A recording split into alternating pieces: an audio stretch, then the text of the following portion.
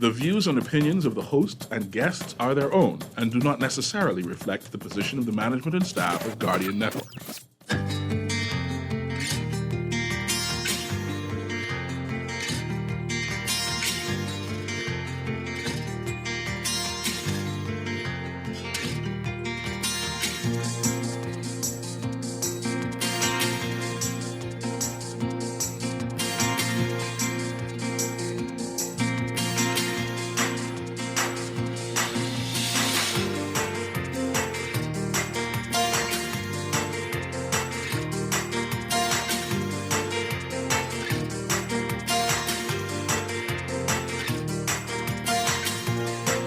Good morning.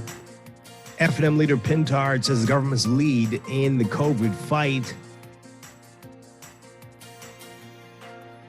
Education Minister Glenys Hanna-Martin accusing former Minister Lloyd of hypocrisy.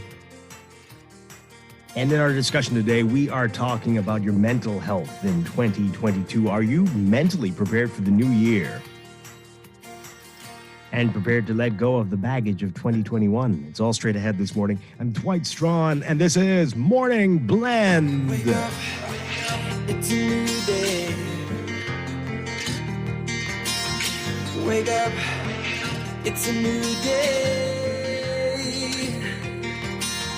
It's the start of the new way. You know that it's here. It's the start of the end of the old way. Wake up, it's a new day. Wake up, it's a new day.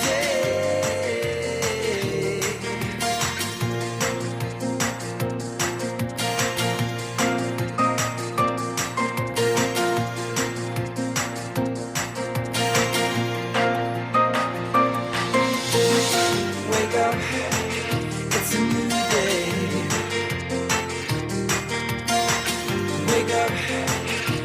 Good morning again, Bahamas. It is Thursday, January 6th, 2021. This is Morning Blend on Guardian Radio 96.9. Again, I'm Dwight Strachan. In a moment, Laverne Gardner will be joining us. Also this morning, as elections loom for local government in the Family Islands and Grand Bahama, we are talking with the minister responsible for local government, Clay Sweeting, live in Morning Blend Business this morning. On this day, today, nomination day. That's coming straight up. But first, it's time for the overnight, the latest breaking news from while you're sleeping, and the top national and international headlines this morning.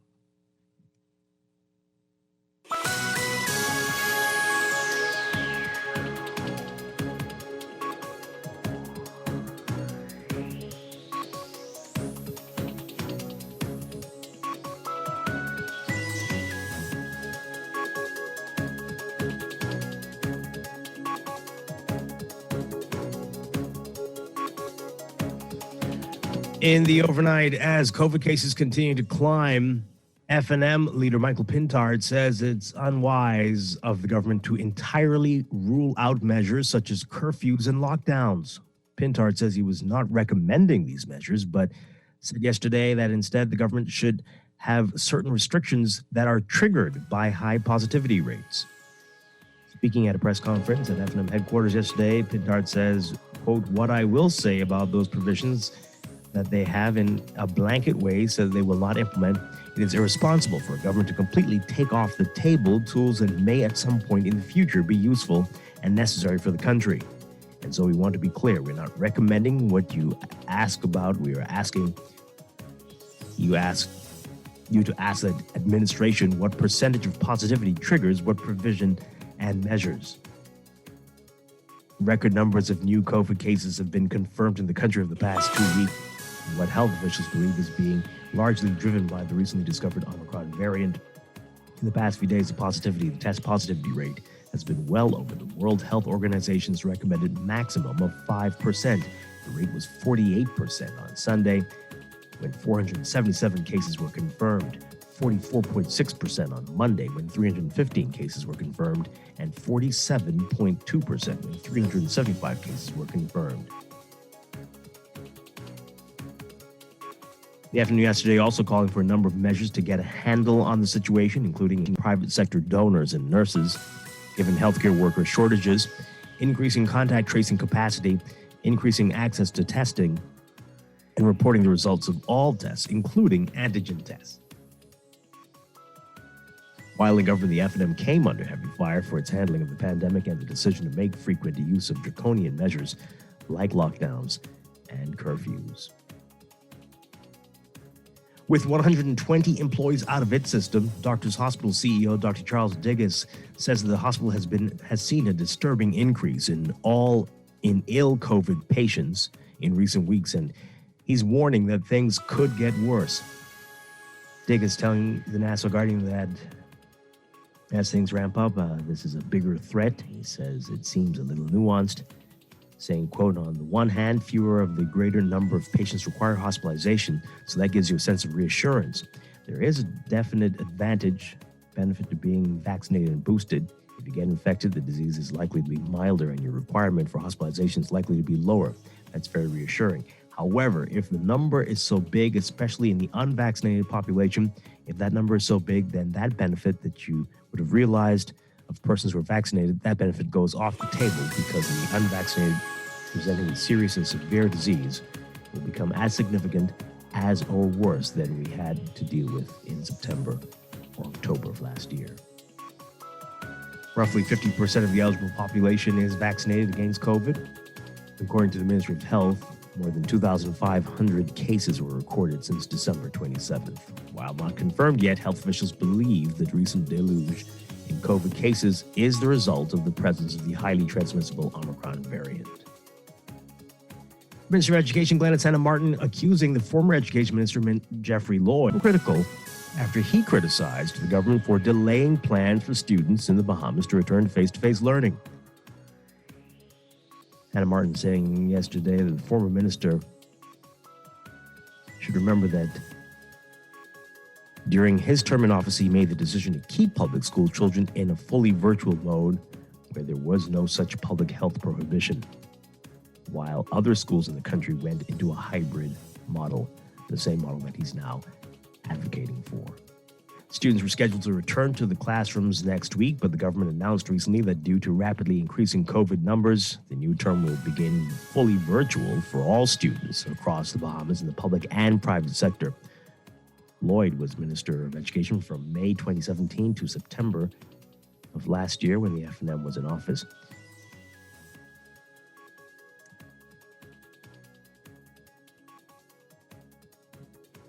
And news from the courts. Two men who allegedly forced their way into the home of a businessman last month have been charged. 28-year-old Dominic Stewart and 27-year-old Randy Williams, both of Garden Hills, appeared before Chief Magistrate Joanne Ferguson Pratt on Wednesday in connection with the December 30th incident. They face charges of armed robbery, kidnapping, and money laundering. Williams alone is charged with a single count of rape. Prosecutors say the men took $25,000 in cash, a 2020 Honda Passport SUV worth $80,000, and an assortment of jewelry from the home. Stewart and Williams are accused of kidnapping the businessman and his wife and taking them to their business where they got an additional $40,000. They're accused of laundering the $65,000, which represented the proceeds of crime. Williams is charged with the rape of a 26-year-old woman on the same date. Additionally, he's accused of using $11,500 of the $65,000 taken in the armed robbery to buy a 2016 Accord. The men were not required to enter pleas to the charges and were denied bail. Magistrate Ferguson Pratt advised them of their right to seek bail in the Supreme Court. She adjourned the matter to March 30th for the presentation of a voluntary bill of indictment. Overseas, dozens of protesters killed in Kazakhstan in attacks on government buildings, and at least a dozen police officers died, including one who was found beheaded. There were attempts to storm buildings overnight in the country's largest city, as dozens of attackers were liquidated. That's the word policemen are using. The reported attempts to storm the buildings came after widespread unrest in the city on Wednesday, including seizure of the mayor's building, which was set on fire. State news channel Kabar 24 cited the city's commandant's office as saying Thursday that another 353 law enforcement officers were injured, in addition to the 12 killed. Kazakhstan is experiencing the worst street protests the country has seen since gaining independence 3 decades ago. A Russia-led military alliance, the Collective Security Treaty Organization, saying early today that it would send peacekeeper troops to Kazakhstan at the request of the president. Kazakhstan has been rocked by intensifying protests that began on Sunday over a sharp rise in prices for LPG, liquefied petroleum gas fuel. The protests began in the country's west but spread to other cities, including the capital.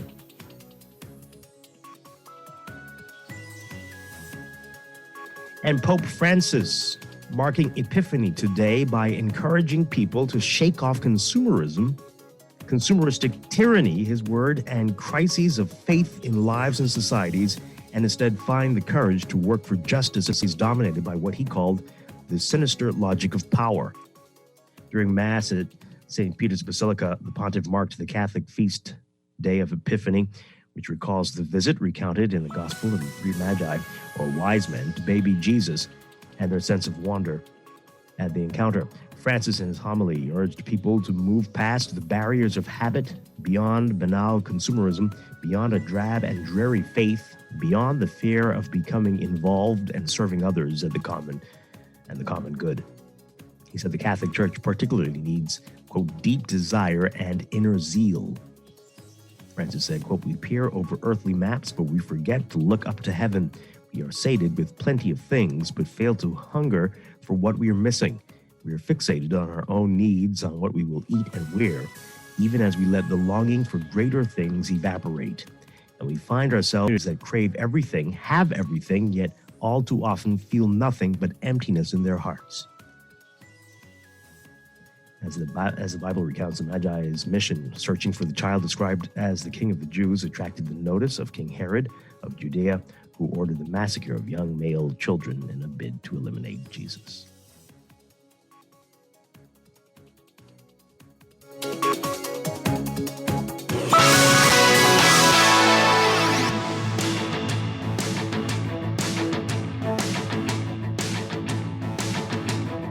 In sports, high drama in Australia and the Australian Open in tennis. Novak Djokovic spending a day confined to a Melbourne hotel waiting for a court ruling and dealing with the prospect of deportation from Australia because of an issue related to his visa application.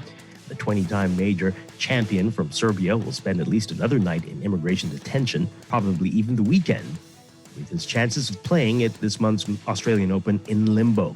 With his visa canceled by Australian Border Force officials who rejected his evidence to support a medical exemption from the country's strict COVID-19 vaccination rules, Djokovic had to trade the practice courts for the law courts. Today, Djokovic has not disclosed if he is vaccinated against the coronavirus.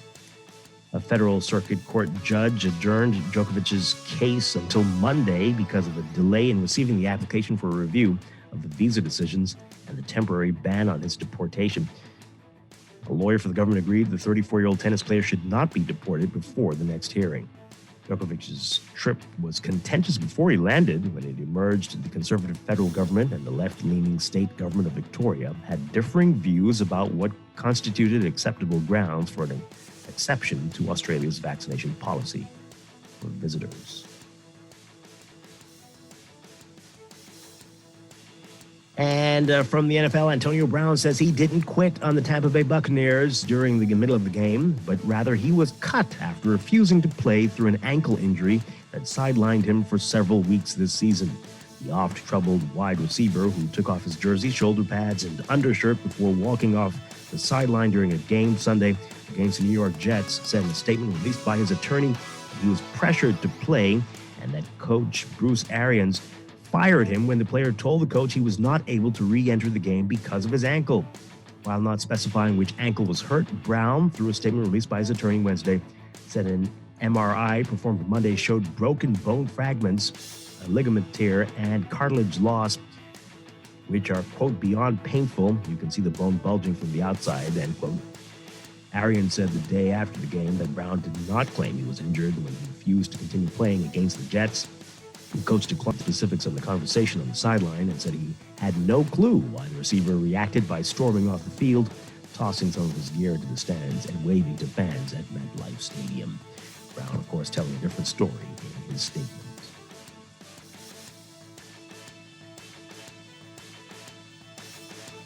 And from the NBA, Kyrie Irving was just the jolt the Brooklyn Nets needed to escape a midseason slump. He can only provide it on a part-time basis, though, as his refusal to get vaccinated against the coronavirus means he can't play in New York.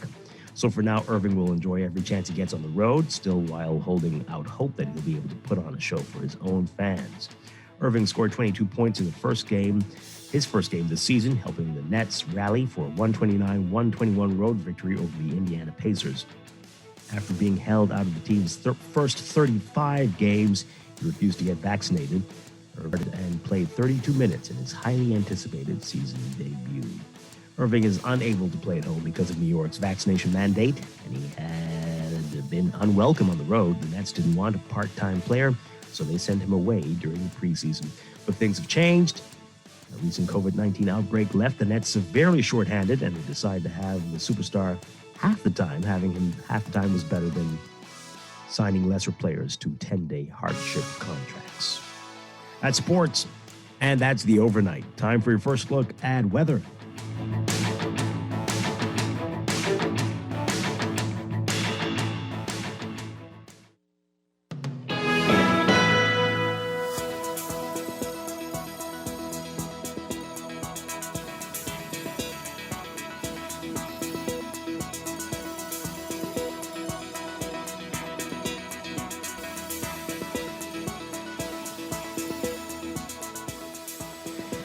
In your weather for today, a weak high-pressure ridge across the northwest Bahamas will shift eastwards ahead of an approaching cold front that's expected to enter the extreme northwest Bahamas later today.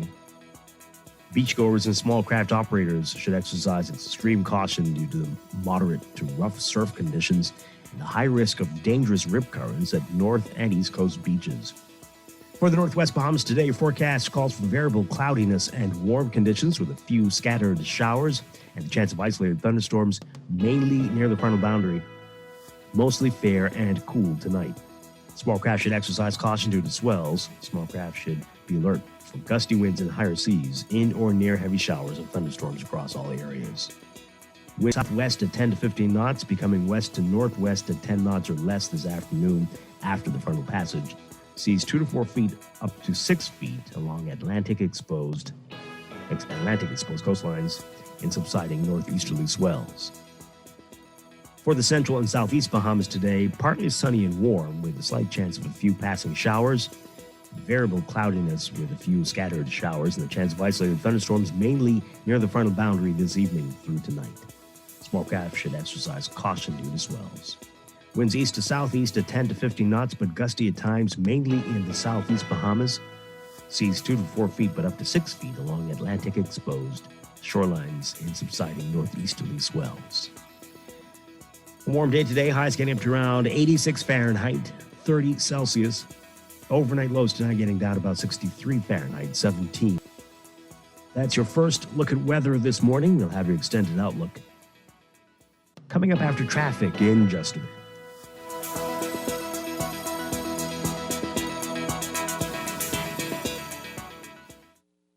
Wake up, it's a new day. Wake up. You are listening to Morning Blend. When we come back, we're discussing the day's top stories right here on your home for fresh news and smart talk. Guardian Radio 96.9. Start on the end of the old way. Wake up, it's a new day. Wake up, it's a new day.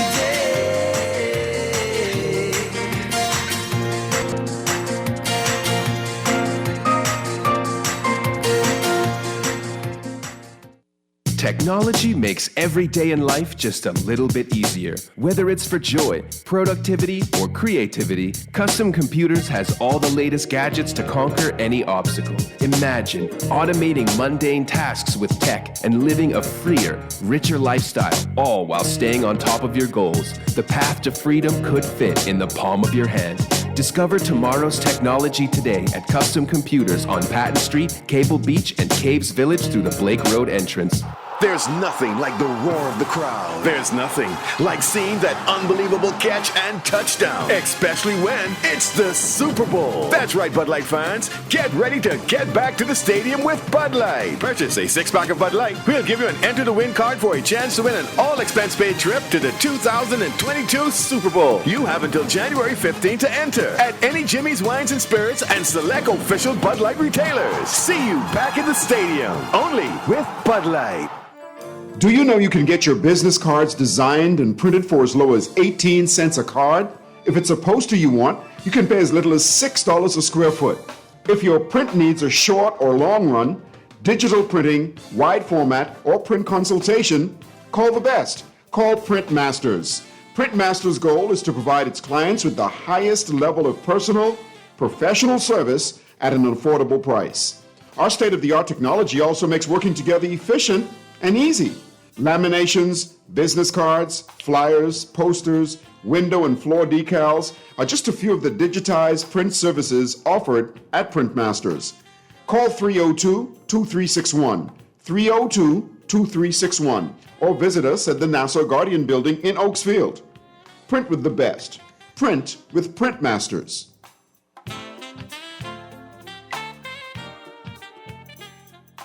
Girl, Junior just showed me Bella Boy in his phone. What you mean? He take picture of that good-for-nothing boy? Shh, you don't want Bella here. You say that. You know she always say that's my good child. So what he doing in Junior phone? Oh, he there because the police looking for him. He on their wanted list. Wanted persons in your phone now? Yes, child. And when police want to find anybody quick, after something happen, they can send picture direct to your phone. Go to Google Play or App Store and search for Crack Crime Bahamas, then pick install and it will go straight to your phone. There is also a section on missing persons?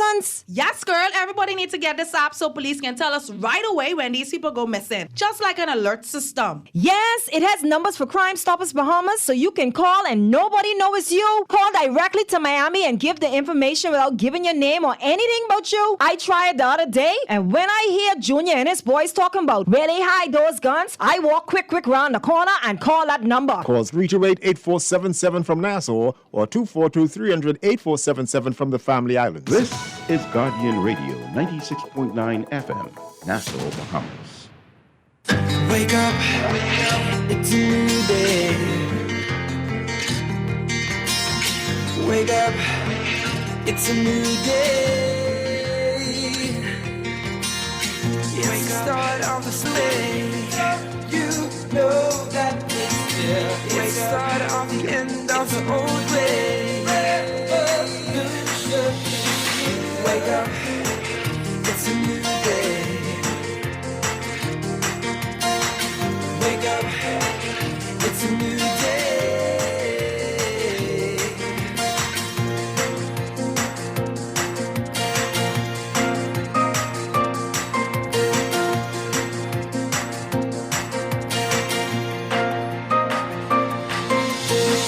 Wake up, it's a new day. Wake up, it's a new day. Wake up, wake up. Welcome back to Morning Blend here on Guardian Radio 96.9. We are streaming live on GuardianTalkRadio.com and on the Guardian Radio app for your smart devices. We're also on your televisions on Cable 69 at BTC Flow Channel 612. Once again, I'm Dwight Strachan. Joining me now, Laverne Gardner. Laverne Gardner, good morning. Happy New Year. Good morning. Happy New Year to you. Great to be talking with you. How has 2022 been treating you so far? Did I say it was 2022 this year when I started the show? I don't even know if I said it. 21. Probably said 20. It is 2022 in case you're confused. Yes. Well, you know, you have at least a week or two to get it right? Oh, is that Because how you it is? still end up writing the incorrect year out of habit if you, you know, still do that. Right. I mean,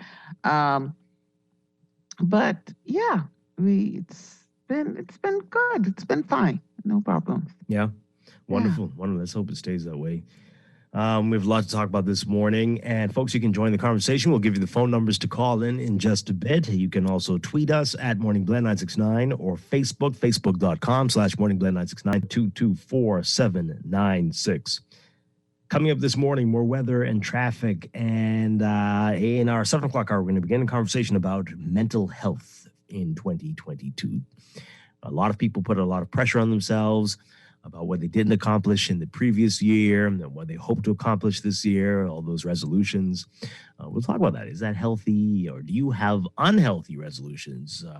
And just dealing with the stress of last year. So much loss in so many ways. People lost loved ones and their business, their jobs. And it's just been a challenge after challenge after challenge. And trying to blaze a new trail when dealing with those circumstances can be daunting. We'll get some advice as well. Dr. E is going to be with us this morning, and I'm looking forward to that discussion coming up. It is nomination day for local government elections in Grand Bahama and the Family Islands, and we're going to be talking with the minister responsible for local government. Clay Sweeting is going to be with us this morning, and looking forward to that discussion today. So a lot to get to. Let's begin, though, with what's in the news.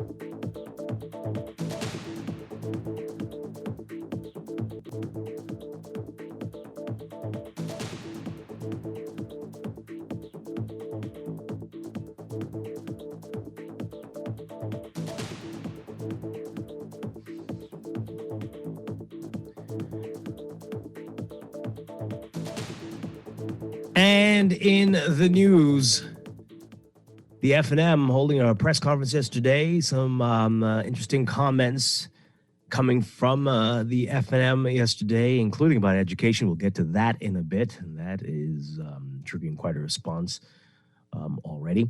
But F&M leader Michael Pintard calling on the government to lead in this fight that we are having against COVID, and calling for some clear guidelines on how we do things. They're saying they're not calling for lockdowns and curfews, but saying that they shouldn't be really, and that we need to know, if you hit this threshold, that's when you'll likely trigger a curfew or a lockdown.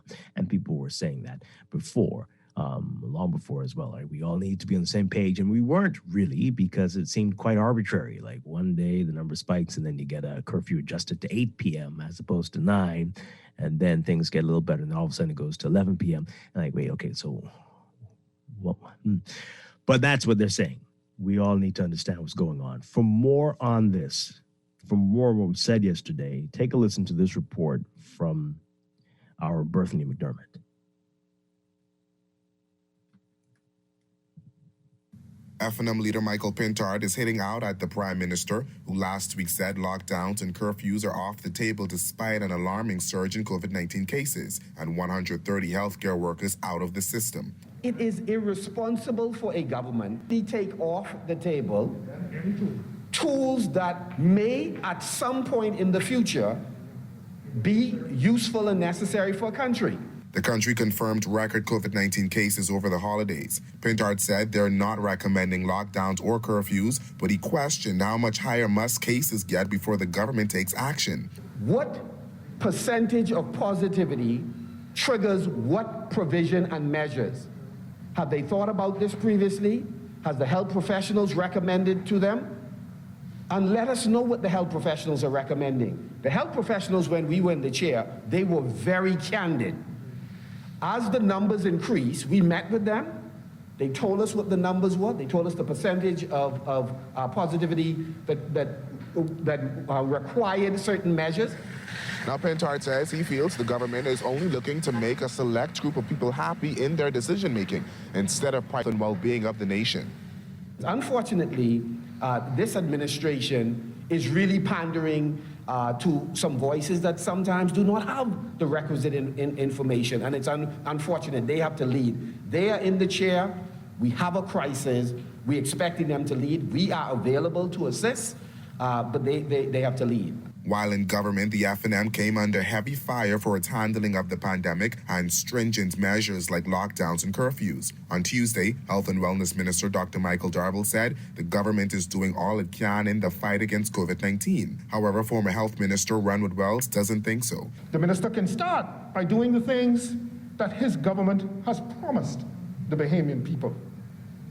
The government has spoken to the need for an aggressive vaccination educational campaign to reverse the downward trend in those seeking to be vaccinated in our nation. And we, in the official opposition, encourage them to immediately do so.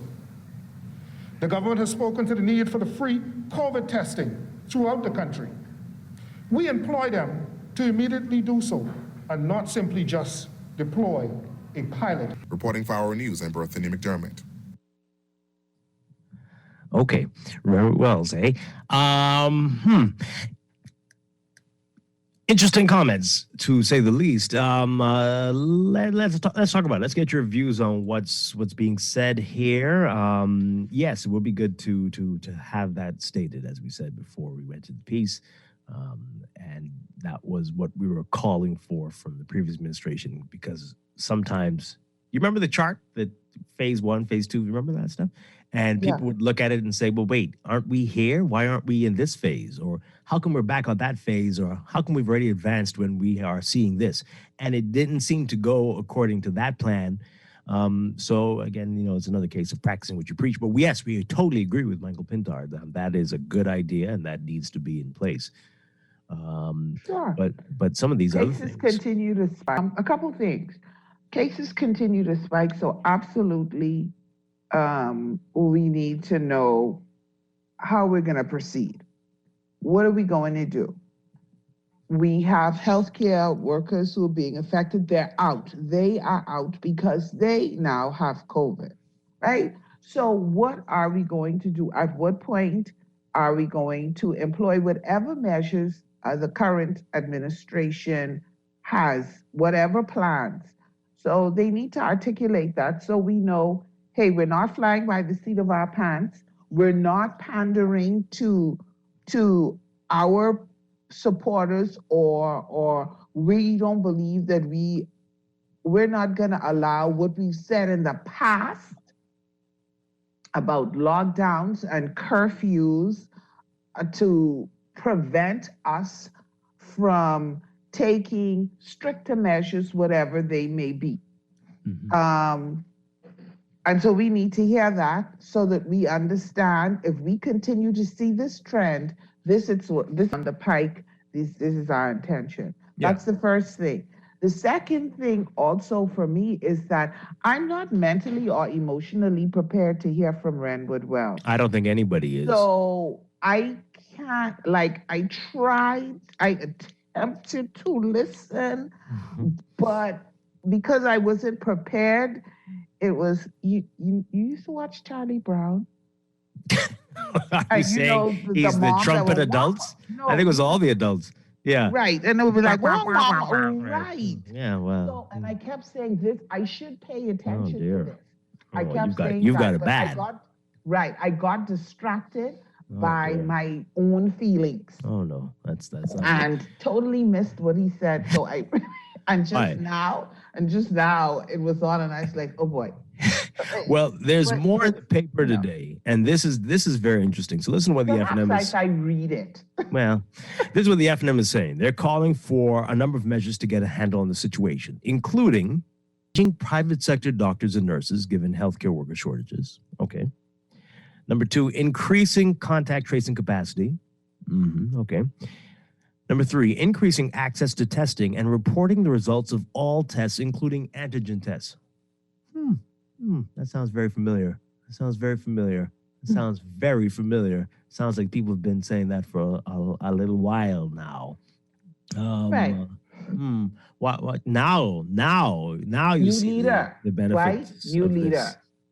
new leader, Oh, right? yes, yes. So let's take that into consideration. People were saying it before, but there was a different leader at their helm. I see. And so perhaps this leader, the new leader, was in agreement at the time that From that all should along. be all along. But of course, you weren't the leader. So, I see. yeah. Okay. All right. Well, there you So have it. some of the things that we're hearing that we were discussing, that we're saying that should be done, we could do, we may hear now. And simply because there's been a change in leadership, and this leader may have always been open to these things, but at the time you weren't the leader. I don't know. Yeah. All right. So, of course, the issue here is that people keep saying, although we aren't sure, but people keep saying, based on what they're seeing around the world, that this strain, if it is Omicron, again, we don't know for sure either, it is less severe than what we've seen before. Less severe, but highly contagious. Highly contagious. And so Dr. Charles Digges with Doctors Hospital is saying, as a result of this, things could get worse. We've got about 50% of the population vaccinated. That means 50% unvaccinated. So it's very much less severe for vaccinated and boosted people, and might even be less severe for unvaccinated people, but just the sheer number of people, and some of whom will show up at hospitals, that could be overwhelming, and you've got a lot of people out of the system already. So you could see another perfect storm at hospitals, even though the people aren't necessarily a bunch of sick people who can't be treated by anybody because they're all so sick. Because the staff is sick. Yeah. And so that, like you said, creates a perfect storm, and it puts us in crisis mode. So again, the question comes back to, what are we going to do? Right. If lockdowns and curfews are completely off the table, what's left for us to do? One of the things that's left for us to do is what we've been preaching that doesn't maybe seem to be getting across, which is to police ourselves. Oh, well, and don't hold your breath for that one. And that seems to be the difficult part of just policing. But we don't want lockdowns and curfews, right? We don't want these things. So our biggest thing should be to make these wise decisions. But even in doing so, we still need to hear, okay, how are we going to proceed? Yeah. What are we doing? What are we looking at? What is the government discussing, contemplating? What decisions are being made? Because more and more people are being impacted. You're hearing more and more people are out sick. I mean, and sometimes there's a whole office out sick. You have your medical professionals that are out sick. So we do need an overall general plan, but the onus is still on every individual to police themselves. Right. And as Dr. Dwayne Sands is warning, saying quite often this week, hey, God forbid, if you get shot, if you're in a car accident, if you fall out of a tree, whatever it is, who's going to take care of you at the hospital? Right. And you need to say it like that so that people understand. Because you may be saying, oh, well, the nurses or doctors are sick, but hey, I'm good. I don't have COVID. But you can have another illness, because I know we talk about COVID a lot, but there are people who need medical help, and it has nothing to do with COVID.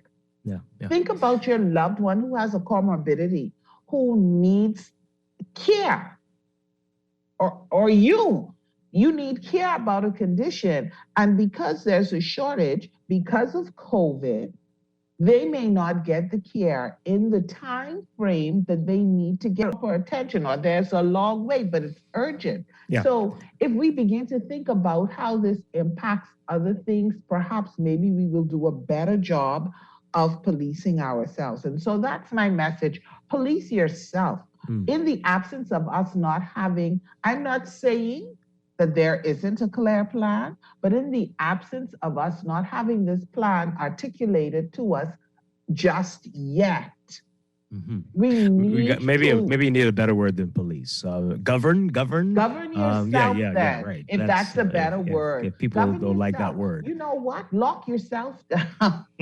Oh no, don't say that. All right, we got give your own self a curfew. Just exercise extreme caution and wisdom, and not just take it for granted and throw caution to the wind.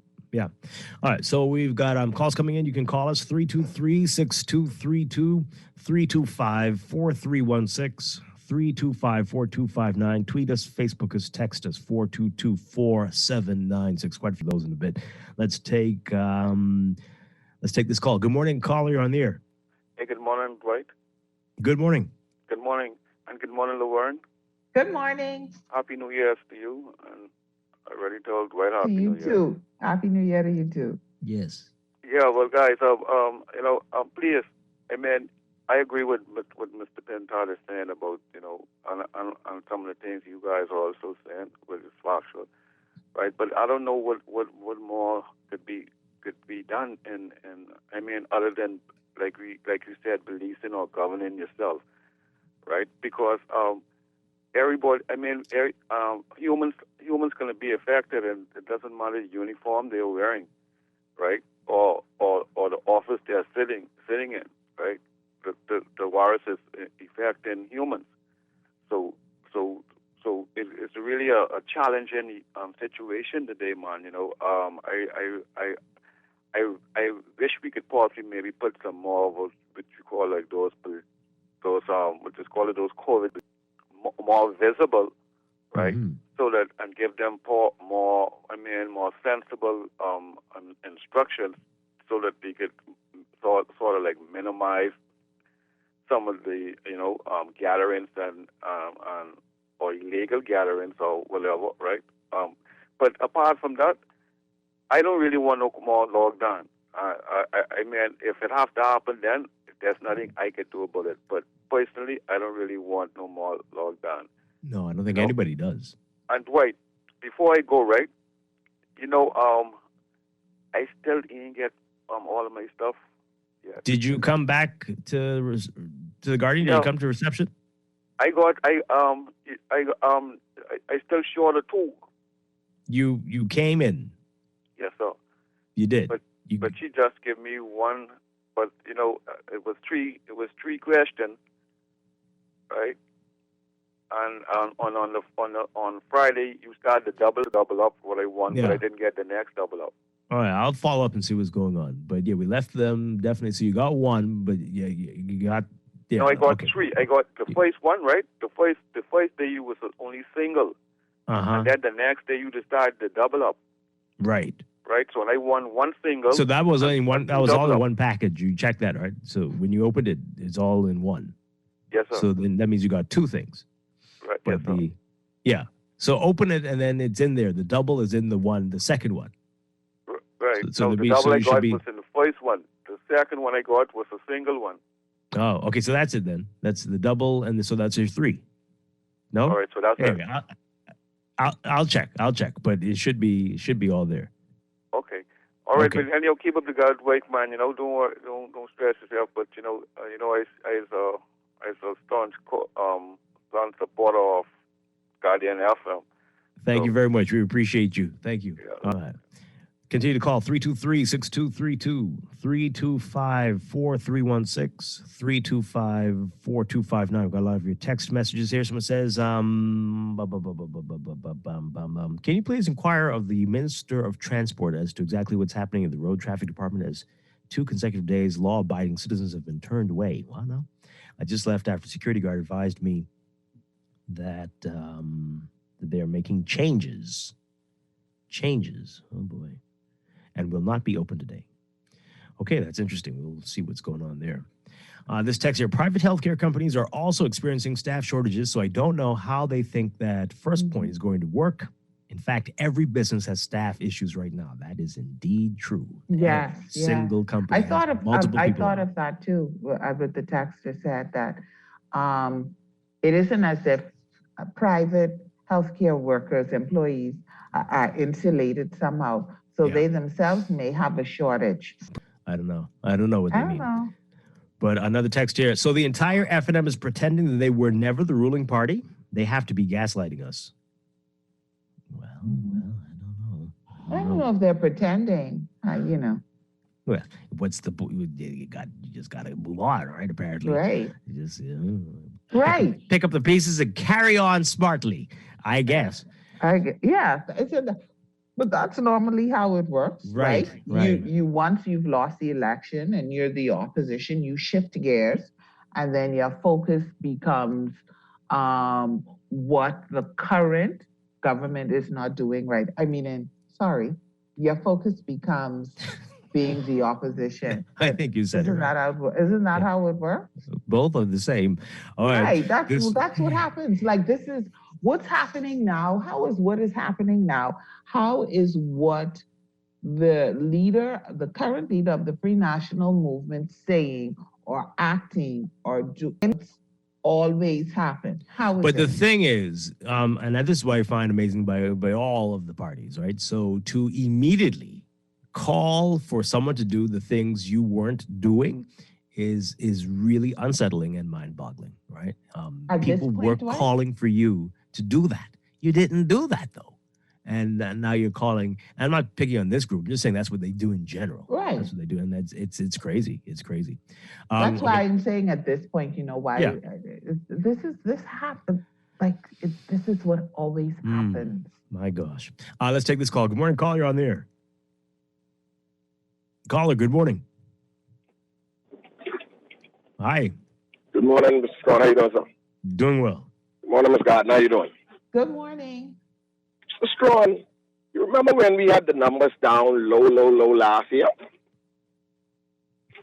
Yes, towards the end of the year, Right. We had the numbers low. But no one keep on knocking these people in back and forward into COVID hell. I call that place COVID hell. Everyone just keep on traveling back and forward to back home, going over there shopping, coming back home. We keep on. I don't know. If no one is knocking them. I think people are knocking them. People are definitely knocking them. People are wondering why? What is this?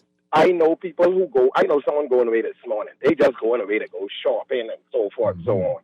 But no one beating on them like how I always hear people hollering, "Oh, you all need to stop partying. Just party and talk. What they talking, that getting out of date, man. That's why people just tired of hearing that same talk about partying, but no one all of it talking about needs. those people. You have to about everything, because people are partying with people who just came back from away today, and right. So all of these things are of concern. Yeah, Mr. Strawn, I understand everything you're saying, right? Because what I'm trying to get at is, like, how you take your test. You take your test and come back home. Then you come back home, Mr. Strawn. Before you take your test today and tomorrow.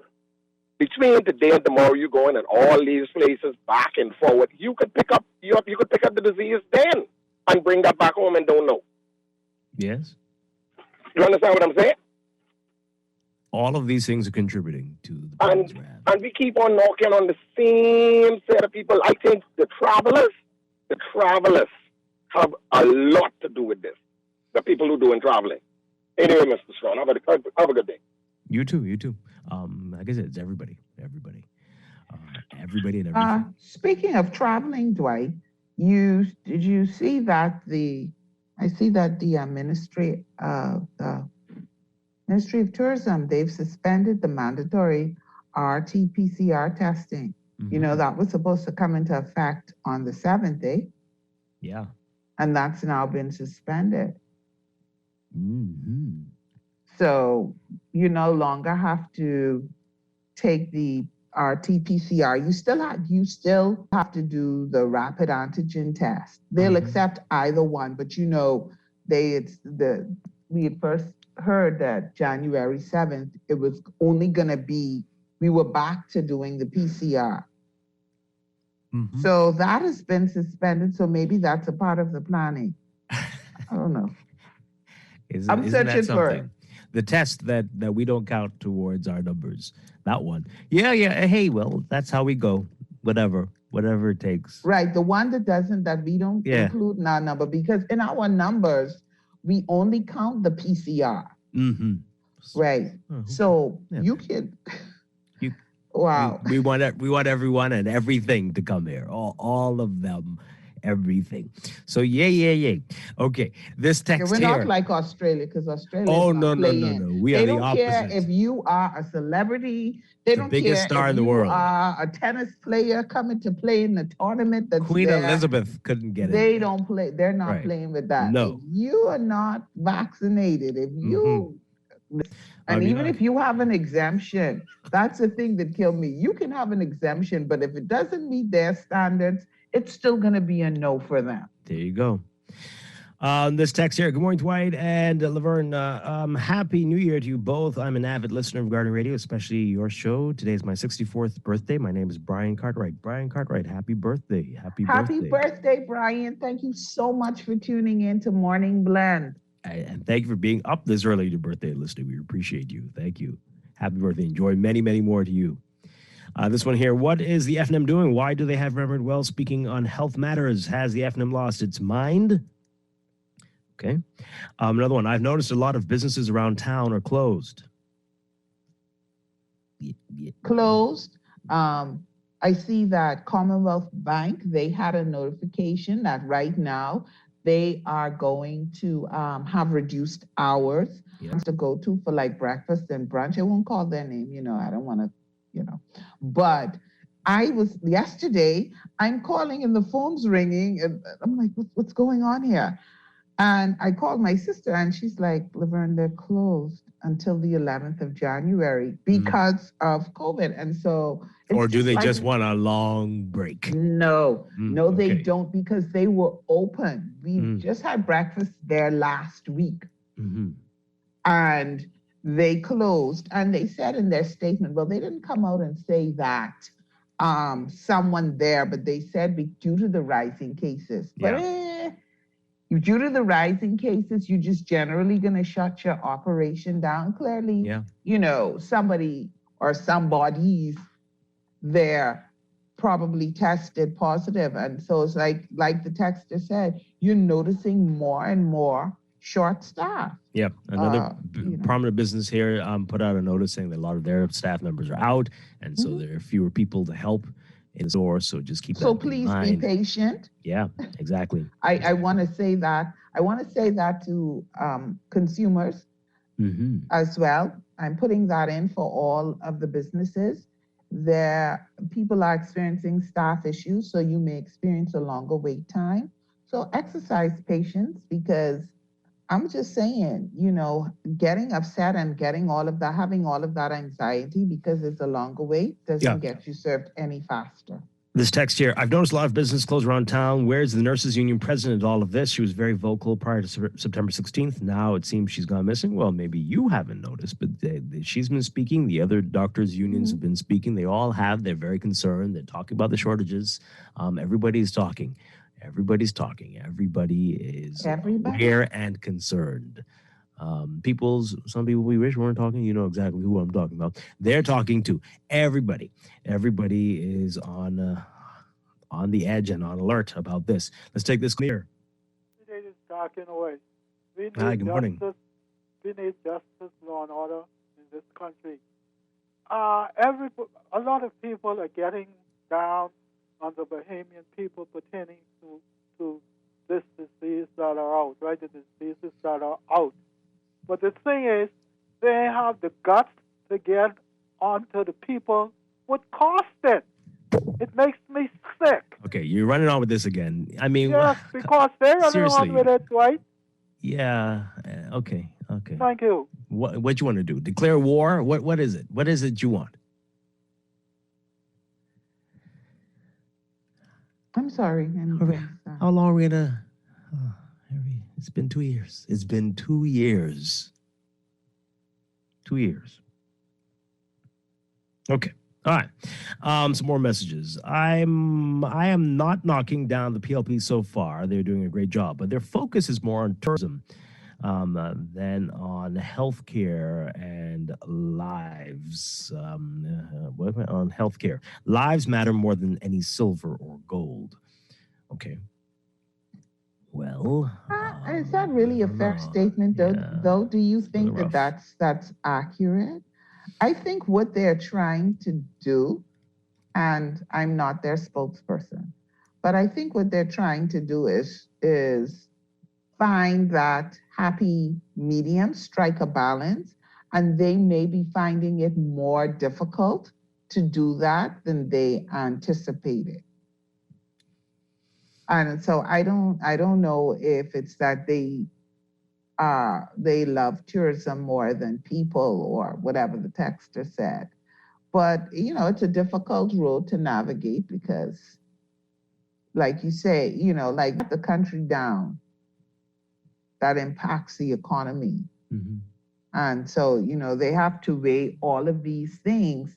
And from the outside, a lot of times it looks as if, oh, just move this here and move this chess piece here and then do that and we should be good. Yeah. And then you get into it and you realize if you move this is everything that's going to impact. So maybe you don't want to move this, and so you have to rethink it. And that may be where they are finding themselves. Let me put this disclaimer again.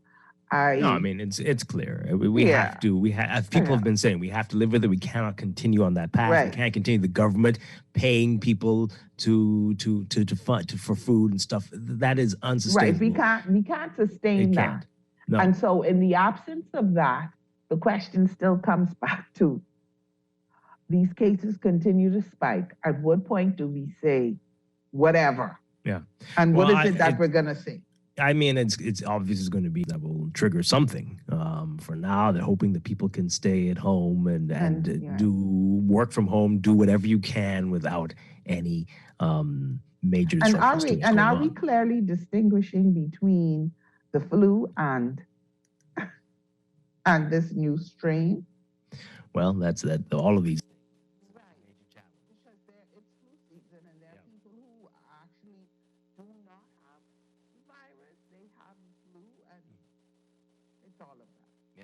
Take this call.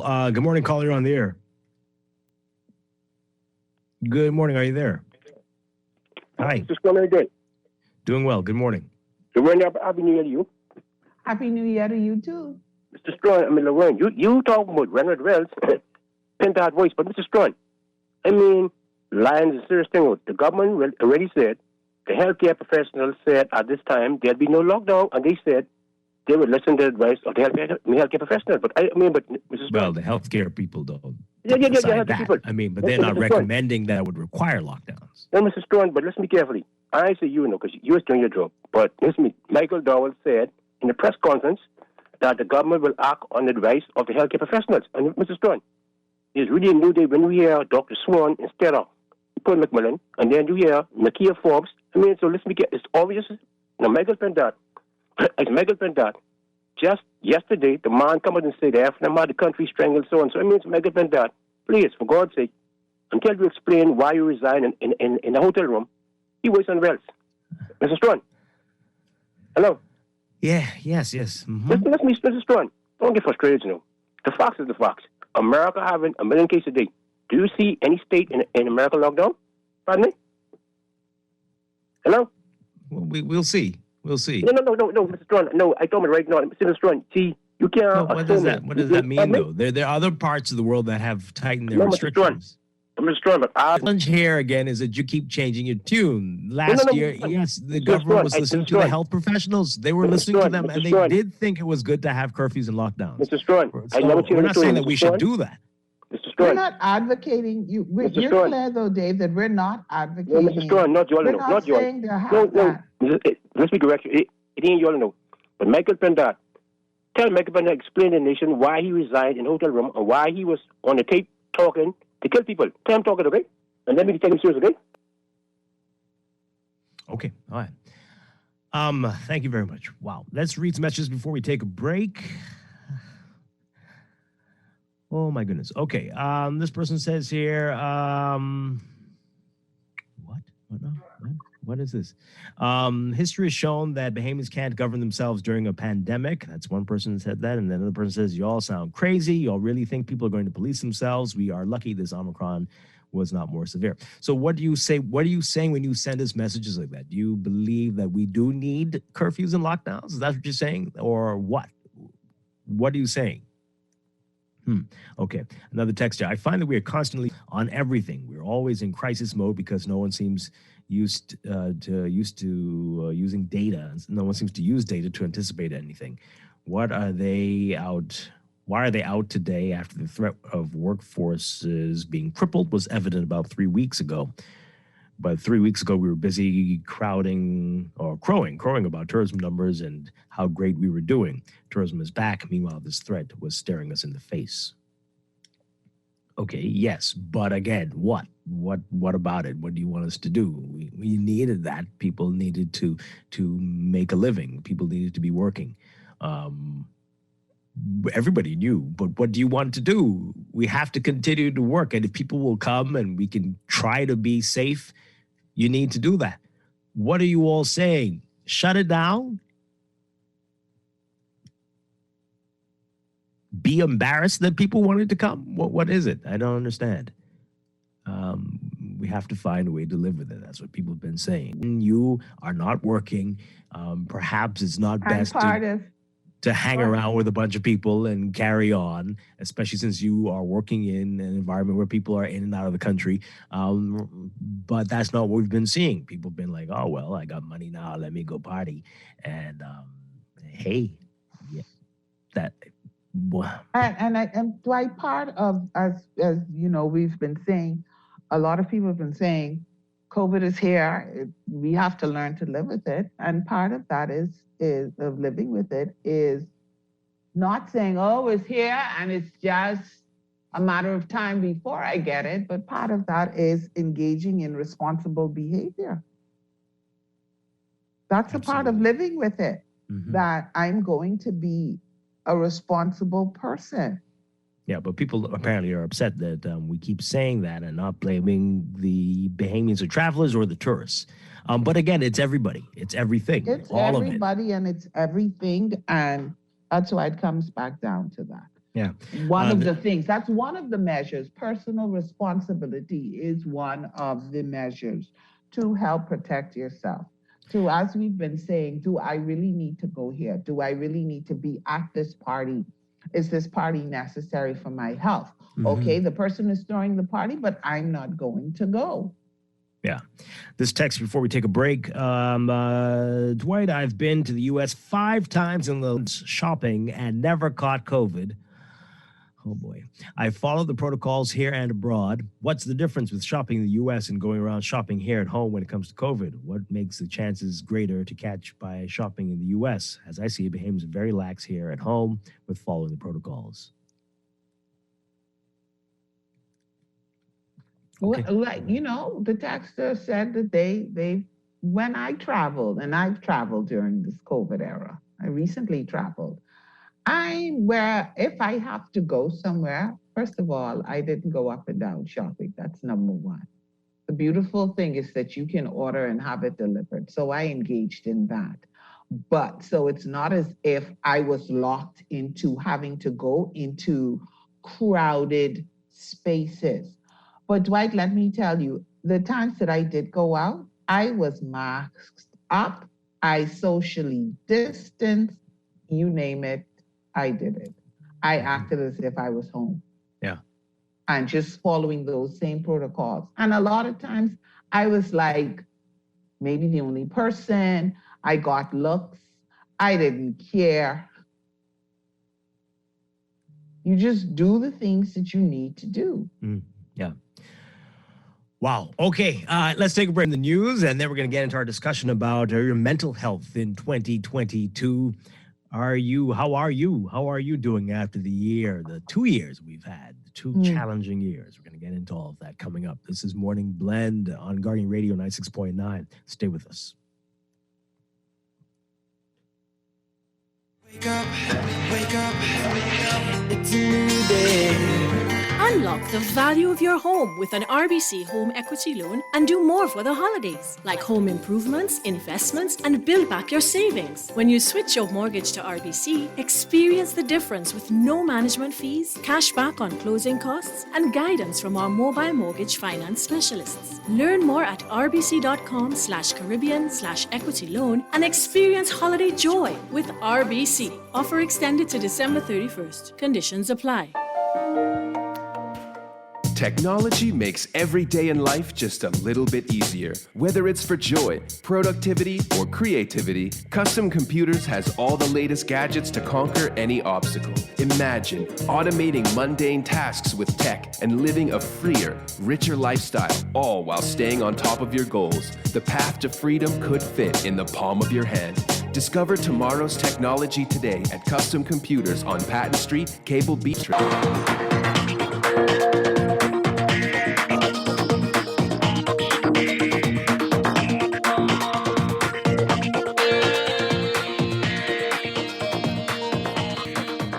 Traffic for this morning brought to you by RBC Royal Bank. In your real-time traffic, we're seeing some building traffic out there, folks. I guess many are returning to work now. So Mile Butler Highway, just north of Harold Pond, you'll see that traffic there in the northbound lane heading to the roundabout with Tawny Gordons-Darling Highway. Building traffic on Glasson Road as well, the closer you get to JFK Drive and the roundabout there. Elsewhere, at some of the major intersections, we'll be seeing some traffic. East Street on Robinson Road, East Street near the East-West Highway, and Robinson Road near the Mall of Marathon. And then at some of the major intersections, just some traffic in front of you there. That's what we're looking at so far. We'll have another real-time report for you after the 8 o'clock news. That's your Morning Blend Traffic Alert, brought to you by RBC Royal Bank, Banking Reimagined.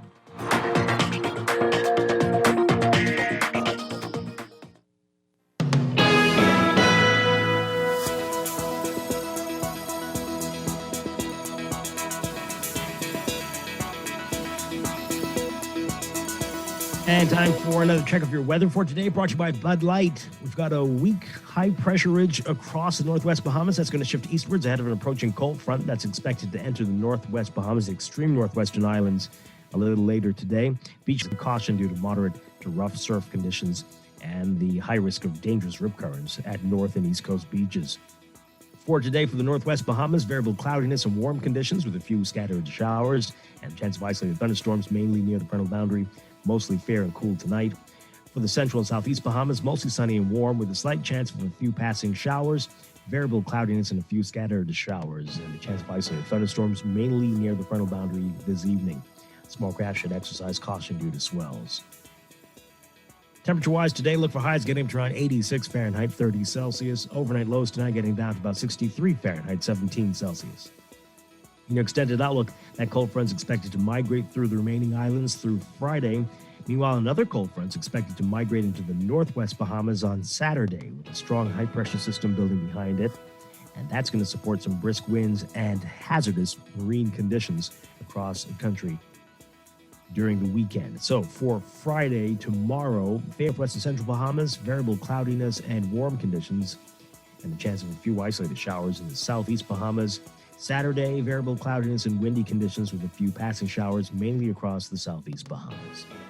That's your Morning Blend weather check, brought to you by Bud Light, who wants to send you or take you to the Super Bowl for 2022. Purchase a Bud Light 6-pack and enter to win an all-expenses-paid trip to take you back to the Super Bowl, back to the stadium. Bud Light.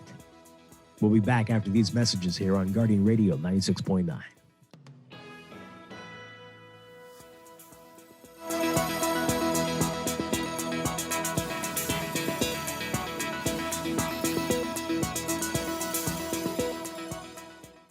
Whenever you want, wherever you are, for all your banking needs, we make it easy. CIBC, First Caribbean, we've got all your banking solutions. CIBC, First Caribbean. CIBC, First Caribbean. Best rate, no delay. BTC gives more savings on the best fiber internet. It's super fast with super savings in every package. Compare and see for yourself. Enjoy up to 150 megabits per second plus 157 TV channels and unlimited home phone minutes for only $99.99. Best rate, no delay. Visit a BTC store to sign up for the best internet experience on the Bahamas' best fiber network. Conditions apply. John knows everything, yeah? Him say the COVID-19 vaccine have a microchip to track us. Nikki shared on Facebook that Omicron is a transformer. It makes us shape-shift, and the vaccine is powerless against shape-shifting. John even tweeted that the vaccine can make you impotent. Stop. That information is false. Don't be a John or Nikki. Don't spread inaccurate or misleading information online. Misinformed equals misinformation. Get COVID-19 vaccine facts from established sources such as the WHO or the National Health Agency in your country. This message is brought to you by CSSF Cyber and Technology Program and Get Safe Online. Visit getsafeonline.bs. This is Guardian Radio 96.9 FM, Nassau, Bahamas.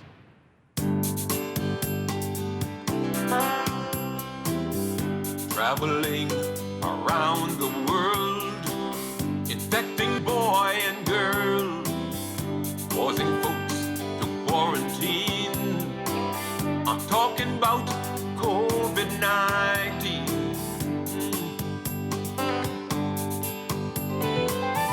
Coronavirus, you're a pest. You've got this world in a mess. Like a lethal weapon in And we are back here with Morning Blend on Guardian Radio 96.9. Dwight Strachan along with Laverne Gardner on this Thursday morning. And we've been talking about what's in the news, talking about what the FNM is saying the government should not take off the table. And we're very pleased to have with us, calling into our live line, the leader of the FNM, Michael Pintard, joining us. Good morning, sir. Great to have you with us. Happy New Year. Happy New Year to you and to all of our listeners. All right. So you've been listening and hearing what people are, and reading, apparently, reading what people are saying. You're not too happy about what you've been reading, I'm told. Yes. Again, I'm a fan of the Guardian. I think the Guardian has done such a stellar job over the years in terms of holding leadership of all feet to the fire as they ought, and again, so whether we're on the giving or receiving end, I've always been respectful, and that is no different today. What does concern me, however, is the clear misrepresentation of what has been said and put in print by the opposition yesterday in the press conference. We had four of very talented former and present parliamentarians, and I would have made the fifth. And we talked about the various recommendations we believe that the government ought to give consideration to. We've been very respectful in our interaction with the government, very measured in our statements. We've avoided the hyperbole, and we've encouraged the government that, one, we are interested in interacting with you on the EOC so we can get all of the relevant information from the medical professionals at the same time that you are. We've also indicated we're prepared to joint venture with you on putting out the education campaign around vaccination, around other matters such as compliance with the safety and health protocols. And we've made numerous other suggestions as we did yesterday. But at no time did we advocate a curfew. It did not happen. And it was in black and white. So and the article in the paper today was really quite alarming when we read it. And let's just say one decides that you're going to put out a headline that captures us saying it should not be taken off the table. I mean, that's a fairly straightforward proposition, meaning that there are, let's say, 1 to 200 measures available to any government that at any point they could take out of their toolbox to help save lives and livelihoods. Okay, let's be clear about what exactly you're talking about, because the article that we've read does not say that you said that. It just says not to rule it out entirely, and that is what you said. Yes, the article, well, in fact, the editorial... The editorial you have an issue with. So, Dwight, the editorial clearly spends a tremendous amount of time seeking to make the case that is what the position is of the official opposition, which is patently untrue. We are not, certainly under my leadership, we're not seeking to defend every single choice made while in the previous administration by virtue of having sat in the cabinet, but I'm not in the cabinet. I'm not in the cabinet today. I have and our colleagues in the Free National Movement, we have the latitude to determine, based on the science, what our views are, and we've shared them. We didn't mince words about them. We were very frontal in saying what we thought the government should do, and we listed the recommendations.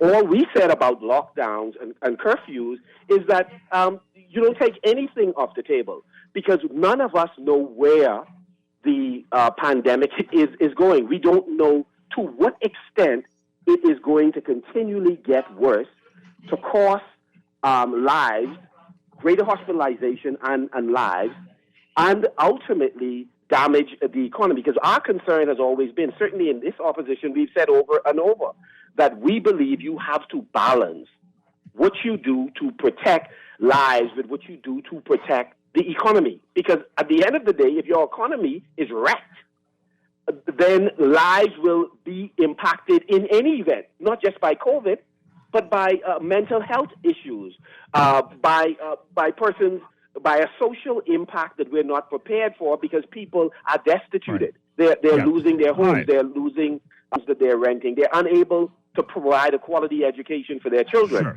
So we just want to make this very clear that you don't have an issue with the reporting in The Guardian. You are taking an issue with an editorial in The Guardian. I'm not taking an issue with the reporting in the content of the article, but clearly the subtext made the issue prominent, and the editorial then proceeded to attempt to make the case that this is what we're driving. We were very clear in listing our recommendations. We talked about entry requirements. We made recommendations to the government. Move from your present set of entry requirements to a more stringent one where 72 hours there was a requirement that all persons coming into the Bahamas must have a PCR. Yeah. We felt it should have been done sooner than what was done, than the 7th of January. And then while we have you here, I just want to ask you a couple of things. I mean, so you also has to be included in this, and many have been saying that this should have happened from years ago now. You know? No question. Antigen tests, while you will get some false positive, I think one has to look at the agencies to see to what extent we are monitoring them carefully and making sure that they're reputable, suitable, etc. Is there a consistency of false reporting by any of them, and then address that. But that aside, antigen test results are not factored in a major way in the numbers. So we believe that the numbers are higher. I think the government shares that view as well, that the numbers are higher than they are presently being represented. And so when businesses or other countries make a determination on whether or not they're going to advise their residents to come to the Bahamas, or businesses make the determination on whether or not they'll continue to, whether it's an airline fly into the Bahamas or a vessel cruise to the Bahamas, they are taking into consideration a broader batch of information as well. And so what we want to do, we need a clear sense based on the science of where we are at. That helps all of us. We want the government to succeed in its management of COVID. I think which is precisely why I've encouraged colleagues, make sure your language is measured. This is not about trying to attack the government on the health issue, even though we were relentlessly attacked when we were in government. We're in this together. All of us are losing family members. All of us have had a friend or a relative or a neighbor whose business has collapsed under the weight of COVID. I have many constituents who basically are losing, houses or have to move from apartment to apartment. And so we want government to succeed. But what we do not want is to be misrepresented. We believe that Dwight, Michael. Yes. Sorry? Good morning. Good morning. Good morning, Laverne. Can I ask what is the FNM's feeling or position given that I received a notification from the minister that the The Bahamas has, and I'm reading directly from this notification, the Bahamas has suspended the mandatory RT-PCR testing requirement for vaccinated travelers, which was expected to take effect on January 7th. So that's now being suspended. What's your position on them making the decision to now suspend that?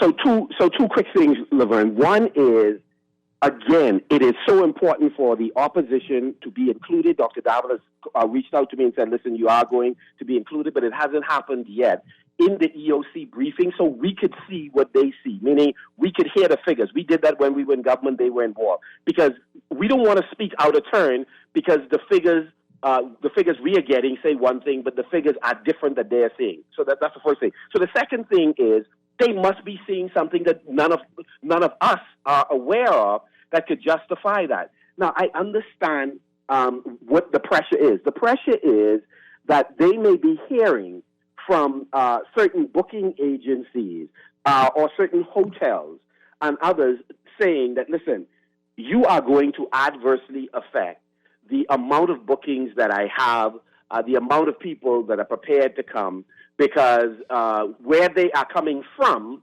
the PCR test is, or it takes longer to get the result, and therefore we are going to have less clients coming into the jurisdiction, and so this is a non-starter for us. And so if the hotel or the hospitality sector says that to a government, any reasonable government is going to try to figure out, should we make an adjustment, not make an adjustment in our entry requirement. So I understand how they may have been thinking in the decision-making. What we do not know in the opposition, however, is what fully informs this postponement. That's one. And secondly, does that put us at any greater risk in terms of health? In other words, do they have sufficient confidence in the antigen test that they believe that more numbers of persons who may be COVID positive does not slip into the Bahamas? And we know that our primary market for tourists is the eastern seaboard that is awash with COVID. So the question is, are they sufficiently satisfied that antigen test is going to fully pick up the persons who could put our population at risk? And so being armed with that information, a lot of things we may completely agree with the government, but we're not armed. We don't know what the facts are. And so we're running out of time. I'm going to ask you this very quickly about what's happening with education. We're having a back and forth between the current minister and people were very surprised by what Jeff Lloyd said yesterday about the need for us to go back to face-to-face right now when we are seeing these numbers up. And as Minister Hannah Martin says, well, this wasn't happening when the numbers were low in the fall.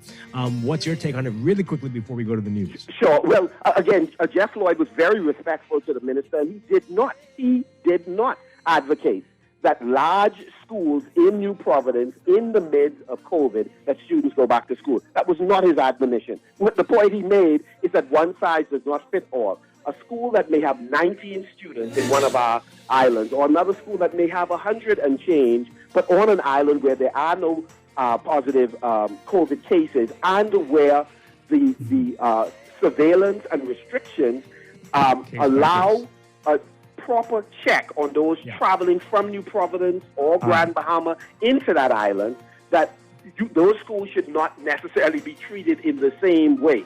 So a school in Nassau... we got to go there. Michael Pintard, we have to have you back, of course, very soon. We'll work that out as soon as possible. No problem. Have a beautiful day. We'll go to the news.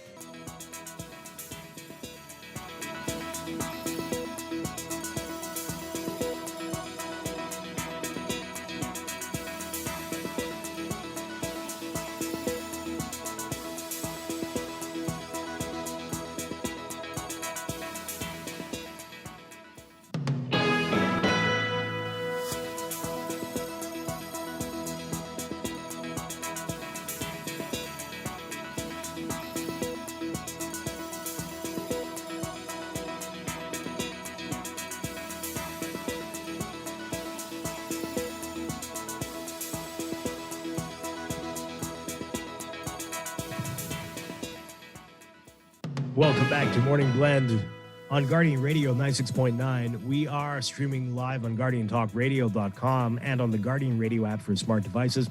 We're also on your televisions on Cable Bahamas Channel 969 and BTC Flow Channel 612. You can tweet us at Morning Blend 969 or Facebook.com/Morning Blend 969. Text us 4224796. And now at 8:23, time for another check of your weather for today, brought to you by Bahamas First Insurance. We've got a high pressure ridge across the northwest Bahamas that will shift eastwards ahead of an approaching cold front that's expected to enter the extreme northwest Bahamas later today. Beachgoers and small craft operators should exercise caution due to moderate to rough surf conditions and the high risk of dangerous rip currents at north and east coast beaches. For the northwest Bahamas today, we're looking at variable cloudiness and warm conditions with a few scattered showers and the chance of isolated thunderstorms, mainly near the frontal boundary. Mostly fair and cool tonight. Small craft caution due to swells. Small craft should exercise caution and be alert for gusting winds and higher seas in or near heavy showers and thunderstorms. For the central and southeast Bahamas, partly sunny and warm with a slight chance of a few passing showers today. Variable cloudiness with a few scattered showers and the chance of isolated thunderstorms near the frontal boundary this evening through tonight. Small craft should exercise caution again due to swells. High temperatures today getting up to around 86 Fahrenheit, 30 Celsius. Overnight lows tonight getting down to about 63 Fahrenheit, 17 Celsius. In your extended outlook, that cold front is expected to migrate through the remaining islands through tonight. Meanwhile, another cold front will move into the northwest Bahamas by Saturday, and a strong high-pressure system will build behind that and support brisk winds, but also hazardous marine conditions across the islands into the weekend. So for tomorrow, Friday, fair and mild conditions in the northwest and central Bahamas, very and warm conditions with a few isolated showers in the southeastern islands. Saturday, variable cloudiness and windy, with a few passing showers mainly across the southeast Bahamas. That's your Morning Blend weather check, brought to you by Bahamas First Insurance. What's first for you comes first for us.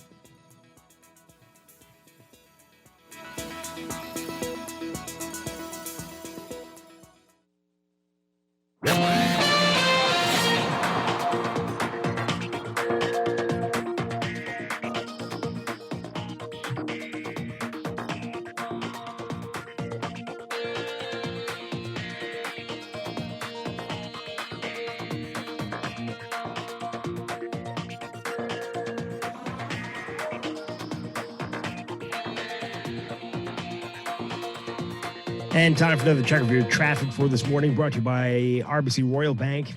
In your real-time traffic, again, not much to talk about out there.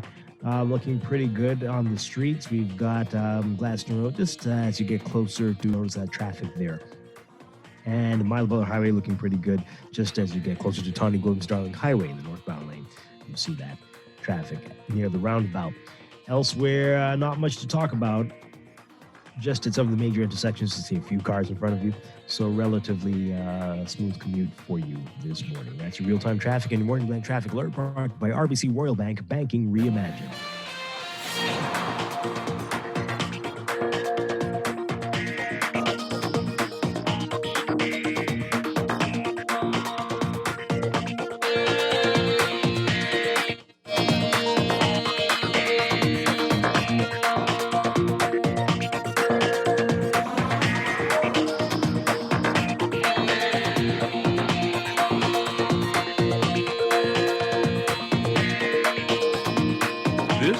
Guardian Radio, your station for up-to-the-minute news, intelligent, interactive, and engaging conversation. 96.9 FM.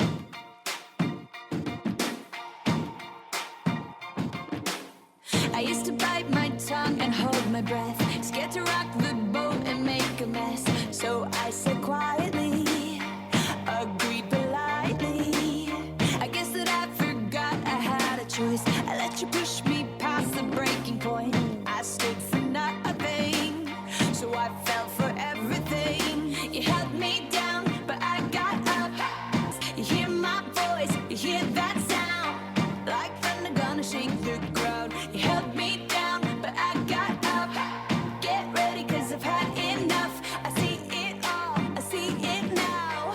I got the eye of the tiger, fighter, dancing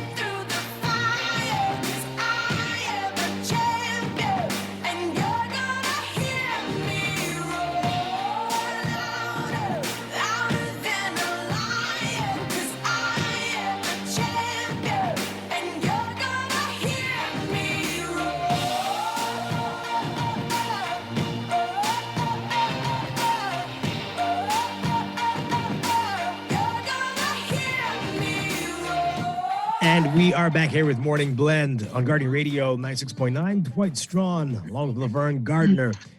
And finally, we get to this segment of the show here, and that brings with it a lot of pressure on a lot of people to improve on where they were by the end of the previous year. And that was a tough year for a lot of people. And many people are undergoing mental health pressures at this time. We are going to talk about it all with our guest, who I'm very pleased to have back with us, Dr. Enrica Richardson, Dr. E. Always a pleasure. Good morning. Happy New Year. Happy New Year. Good morning to everybody. Thank you for your patience. Happy New Year. A little bit behind, but again, thank you for being here with us this morning. We know we only have it for a tiny window, so let's get into it. I mean, that song Roar, like a lion, right? But people feel like they were in a battle with lions last year and the year before. 2 years of it. It's been tough, and people don't know how much, many are wondering how much they can take in this year, which is starting off looking just like the previous two. Just from what you're seeing, how battered are we as a people after going through this global pandemic? I think we are trying to maintain and not be at our breaking point, because I think a lot of us are at a place now where every day it's changing with the narrative of what we should be doing, how we should be doing it, while we're all expected to function normally. It almost reminds me of how we talk about adolescence and puberty. It's like, forget the fact that your hormones are all over the place. Go to school, get good grades, don't conform to peer pressure, listen to your parents, and all at the same time be normal. Mm-hmm. It's a constantly evolving thing that it shouldn't be expected in a way, that we should take it day by day as we are trying to get the information, gather it, and make sense of it. Then we make the adjustments accordingly. Right. I think that's where we need to mentally get at, that we're living in a place now where we're dealing with change. We're dealing with constant change, and as humans, while we are resilient, constant change is not something we have had to deal with in our entire existence the same way we're dealing with it now. It's almost daily. Before it would be like, every couple of things would happen, but now we're dealing with it every day. Yeah.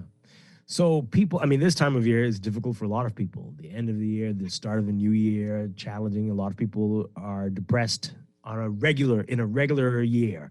But with all that we're going through, what are you seeing for the people who have issues, maybe even chronic depression? How are they dealing with it? And are some of them actually doing better than other people? What are you seeing in your practice? I think actually they're maintaining the ones that are doing pretty well, because they're used to living in this type of unknown, while others who are just discovering that what they've been dealing with their whole lives has been functional depression, which is showing up much more that, oh, this is actually a problem. And then you have those now who've reached a point where they need more serious services. And I think that the increase in clientele over the past few years is everybody needs a little help sometimes. Like, I can tell you the numbers I've just talked to a colleague yesterday, and we aren't in a shortage of numbers, we'll say that. And for us, while that's good from a business standpoint, for us as mental health professionals, it always gives us alarm, because that just lets you know where we're at with our ability to be resilient in our human capacity. So the research keeps coming out about the fact that every different age generation is having different effects, that we constantly have to keep ourselves in the information, because it's also changing how we treat them. All right, let's talk about that a little bit more, because you've come on this show a few times and other shows, and your colleagues have as well, promoting mental health awareness. We're hearing a lot more about that. Is that not playing a role, or do you think people are really feeling that they need help?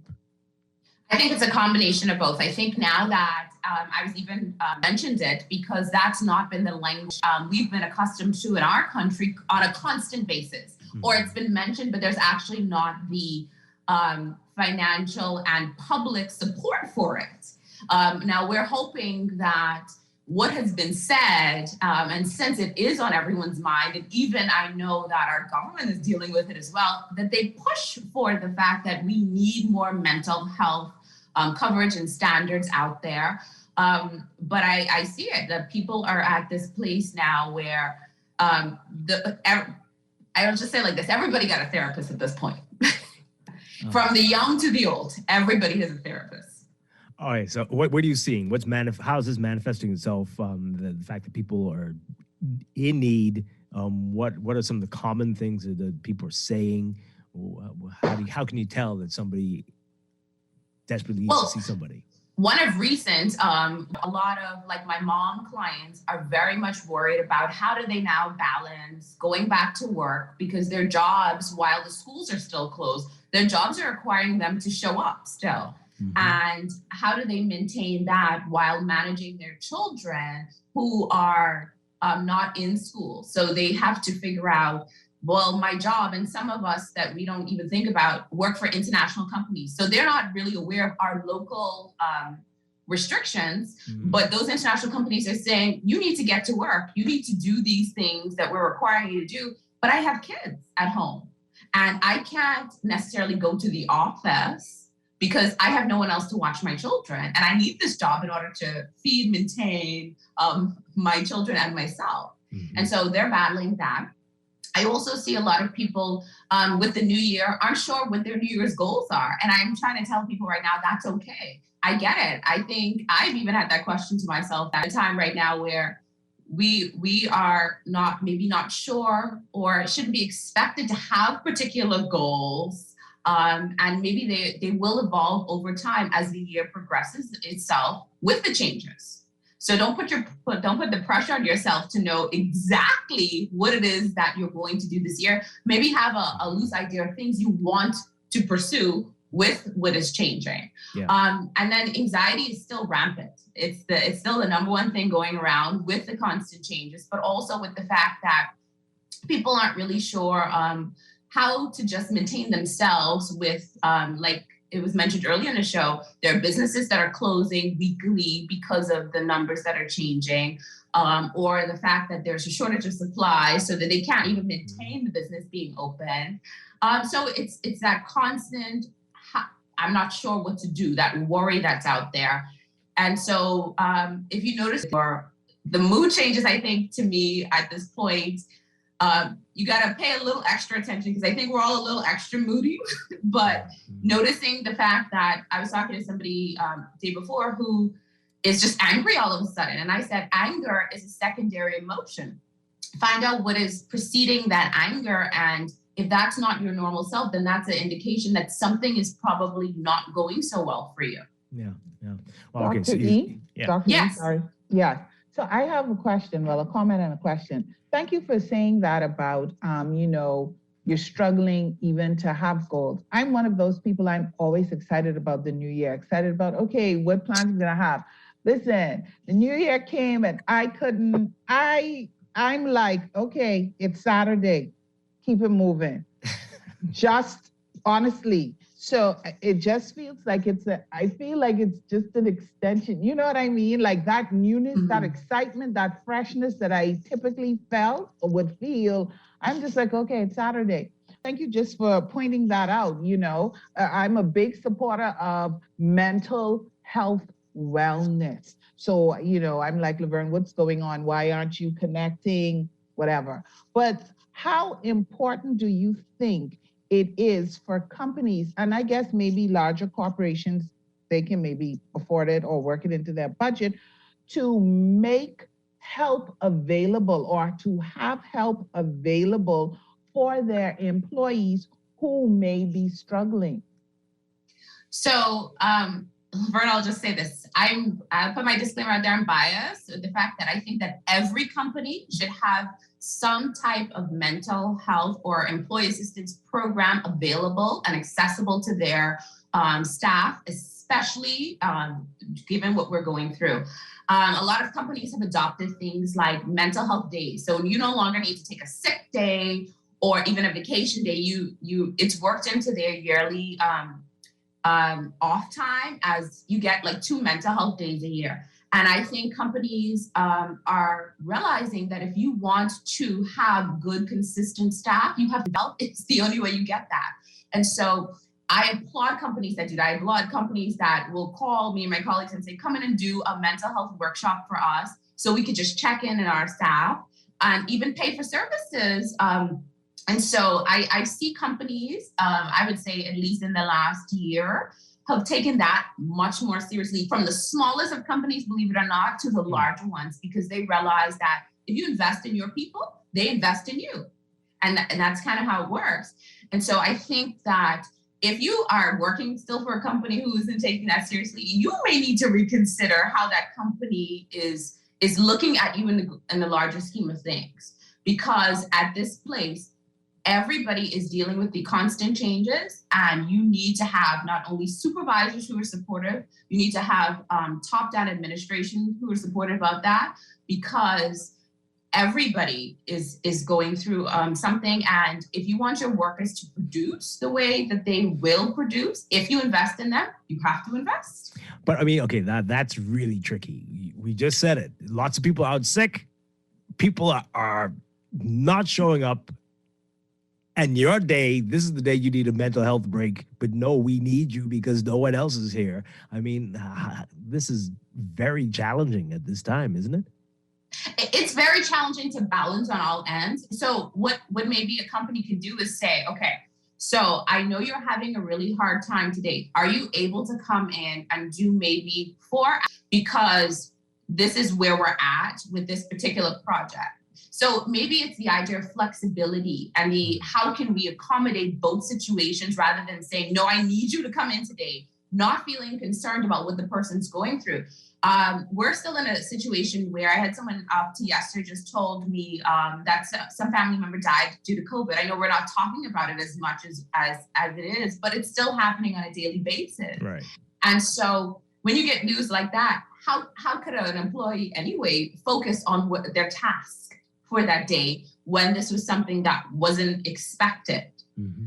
And so I think it's a balance. How do we make accommodations to our moms right now and say, hey, I know this is where supervisors come in and say, locally, our country's in this situation, so we need to go back to not requiring our employees to go back to the office like we said we were going to do at the beginning of the year. We need to offer flexible work times to getting projects done. So I think it's a give and take. Yeah. Wow. Absolutely. All right, let's get back to the resolutions. Laverne talked about it. Some people were not able to achieve what they wanted to last year, and COVID is playing a role in that, of course, right? You're limited, restricted. Last year, a lot of us were, and we're likely going to see that again this year. Let's talk more about that. The pressure that people put on, like I wanted to do this by this age and I haven't been able to do it. Oh, I'm a failure. Can we just chill out? How do you balance this? Your goals and feeling like you've accomplished something by a certain age. What do you do when you're caught like this? Well, you said it. We all should just chill out, really, when it comes to the pressure we put on ourselves about the goals, and actually addressing the fact that we all, even on an unconscious level, live up to the social clock says that by this age, I should have these things done. And if I don't, and when I compare myself to my peer group, I should feel bad about myself.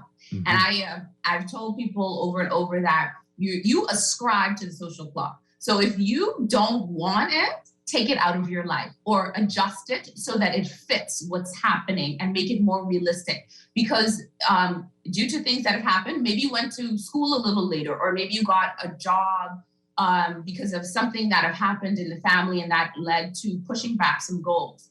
So I think this year, I even did it for myself because I had to have a conversation. I was like, I'm not really clear on what the goals are for this year. And you know what? I'm okay with that. But what I did instead was I said, what is going to be my theme this year for myself?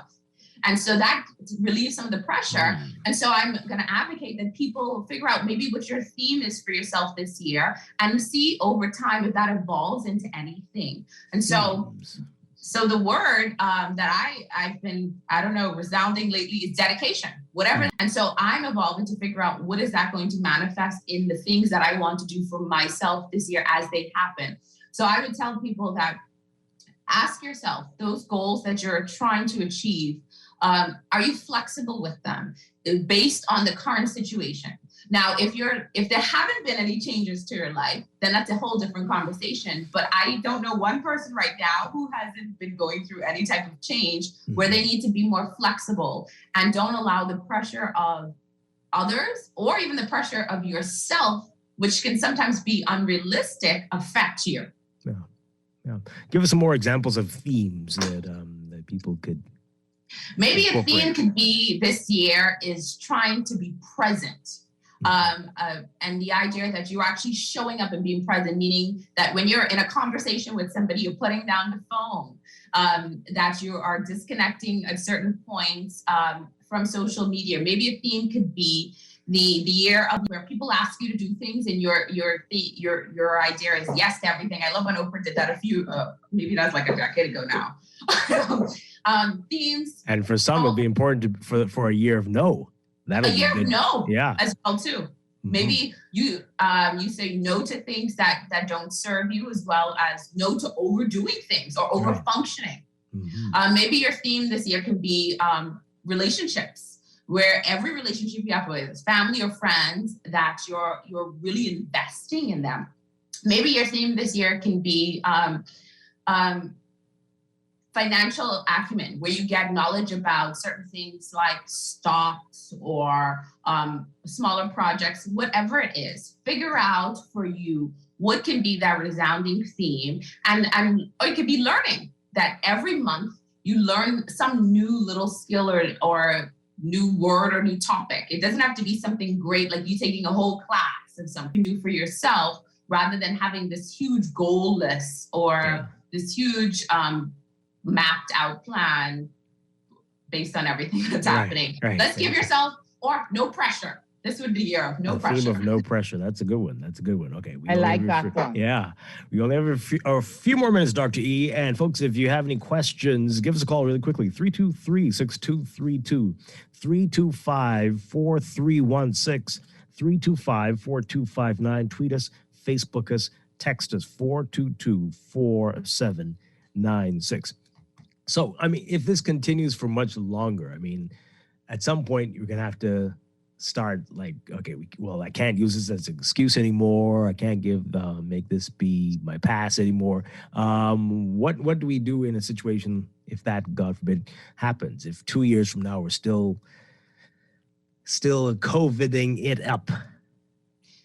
Based on the conversations I've had with the medical community, that is what we're at. How do we coexist now with COVID while we still try to move forward? I remember a year into it, I was telling clients, we just got to wait this out. I can't even use that anymore because that's not the reality. And so when it comes, set what people can do for themselves, is try to set a potential timeline, and I say potential timeline, giving the circumstances that you're going to give yourself flexibility to try to get some things done, but knowing that with the changes that you will maybe need to adapt as they happen. I think what we sometimes do is we live in absolutes. We either have to do this or we cannot. Mm-hmm. And if COVID has taught us anything, flexibility is the key to it all, because there are some days where you're good and some days you're not so good. There are some days where you may feel, I know for myself, I start sneezing because of weather changes, and I'm looking at myself like, dude, what's going on? And I have to say to myself, okay, let's be realistic. Let's step back for a moment. Is it potential that you are suffering from any symptoms, or could this be something else? So having those little internal conversations too can help relieve anxiety, can help you just have a more realistic idea of what's happening right now. And that's the same thing we have to do with these changes with the timing, right? And don't put that pressure on ourselves to have those things the same way we expect it. Yeah. Well, for those who are listening to you and hearing and saying, yeah, I think I do need to talk to somebody, but I don't know how to go about doing this. What advice would you give to somebody who knows they need a therapist? They need to have someone to give an impartial view, not a family member, not someone who's known them all their life. What advice would you give them? One, I would say that your friends and family members are probably burnt out with you by now. So And just remember, all of us need a little help sometimes. So just go ahead, and even if it's just one session, I always tell people you should plan for at least 3, but at least one session, go and check in and see how it feels to talk to somebody else who is impartial, who just wants to figure out what you want and to help you achieve those things. Never know. Sometimes just being able to unload, as we do to our friends and family members, allows us that relief and release that we need. And so if that is what you want to do, I would strongly suggest you look into a qualified mental health professional on your team, because the only way we get through things is having a good support team, and a mental health professional is a part of your support team. Yeah. Well, all right. Dr. E, thank you so much. I'm sure we're going to be talking with you quite a bit more in this year, and always great to have a discussion with you. Thank you. Really appreciate it. And again, Happy New Year to you, Dr. Rita Richardson. Happy New Year to you too. And everybody, just give yourself a little grace right now. Yes, absolutely. Absolutely. All right. We'll let you get to work. Thanks again. All right. We're going to take a break and be back with more. This is Morning Blend on Guardian Radio 96.9. Stay with us. I used to bite my tongue and hold my breath, scared to rock the boat and make a mess. So I said quietly, agreed politely. I guess that I forgot. Whenever you want, wherever you are, for all your banking needs, we make it. CIBC, First Caribbean, we've got all your banking solutions. CIBC, First Caribbean. CIBC, First Caribbean.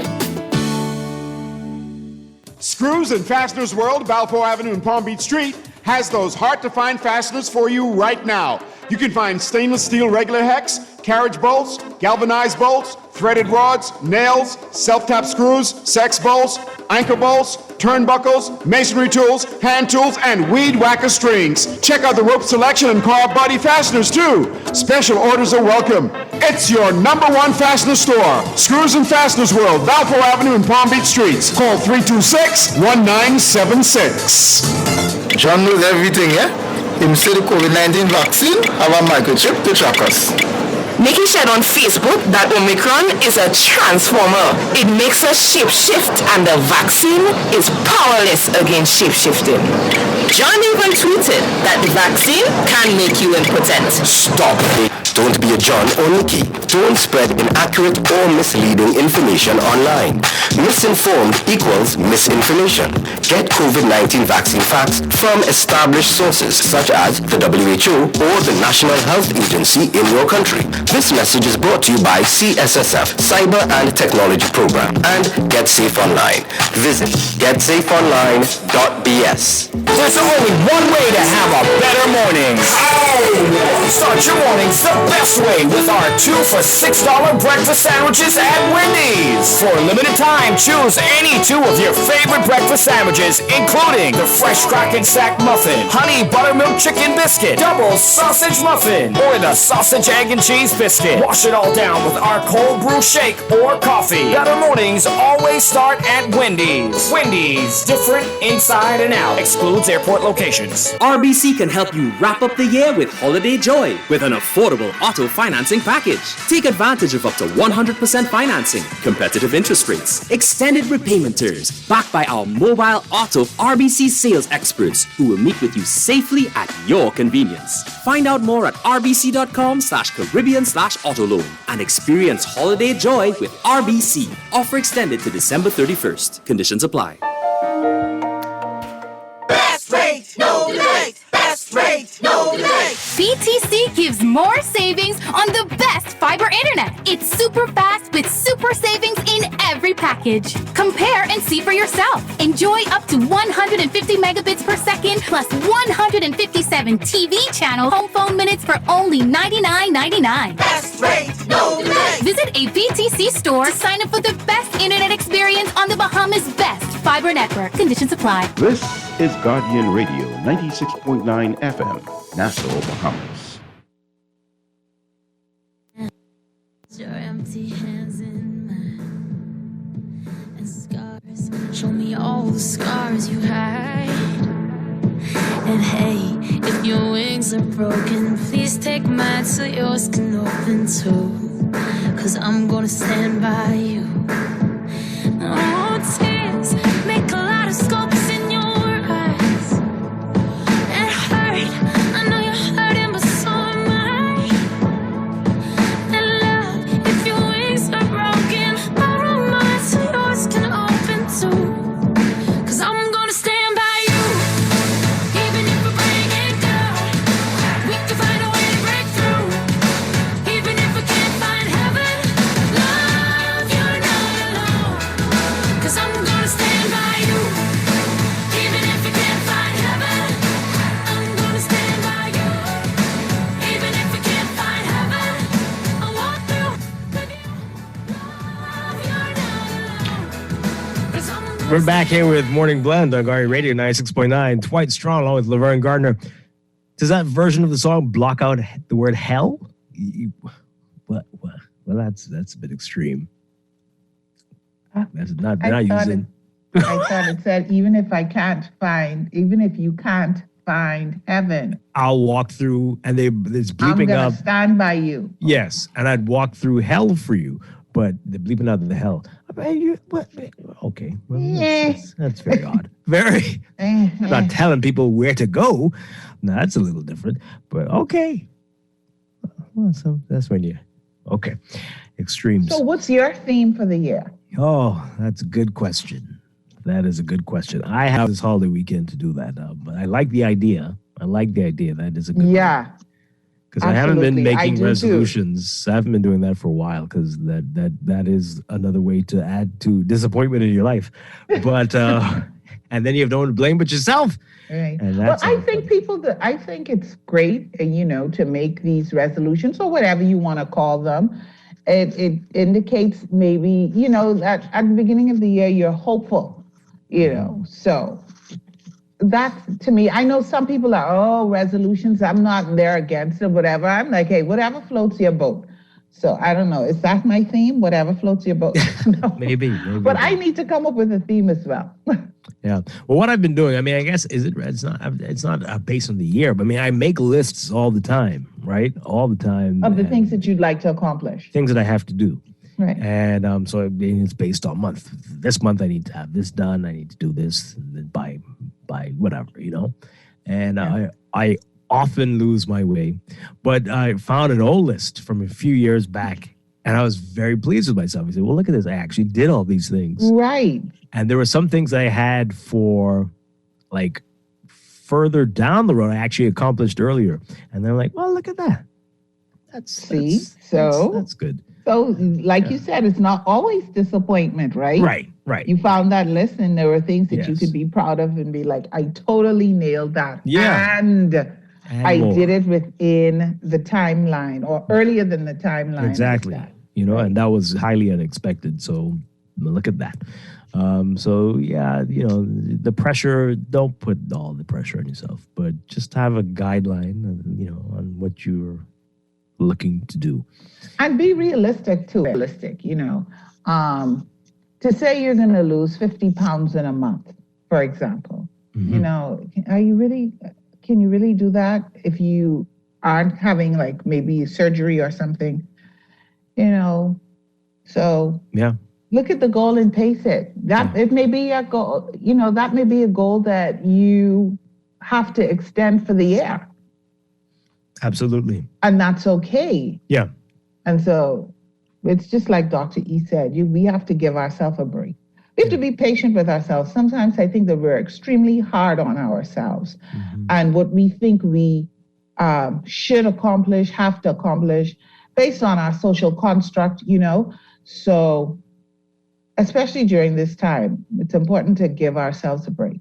And it's important for employers to really invest in their employees' mental well-being. I love the mental wellness day. I really do. How many of those should people get? At least 4 Oh dear. a month. No, I'm kidding. No, but seriously, I mean, I hear it and I agree. I think it should be. I don't know the number because people struggle but I'm going to say on their calendar, there should be at least 6. My goodness. So, I mean, I'm just saying. I'm not saying 6 a month, 6 for a year. I'm a jerk or anything. I'm just saying. But Isn't that what weekends are for? Not necessarily. Dwight, if you're going through something that extends over the weekend, it isn't as if the weekend makes it all disappear. So you may have been struggling. You're taking that struggle through the weekend into your work week. So there really isn't a time when you are actually decompressing, and you may be finding it more and more difficult to function.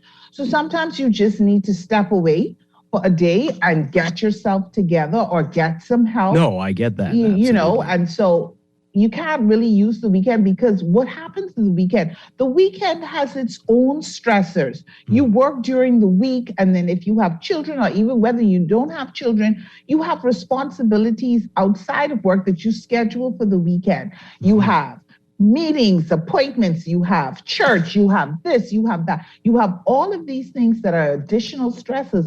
So it isn't as if the weekend, sometimes after your weekend, you're exhausted.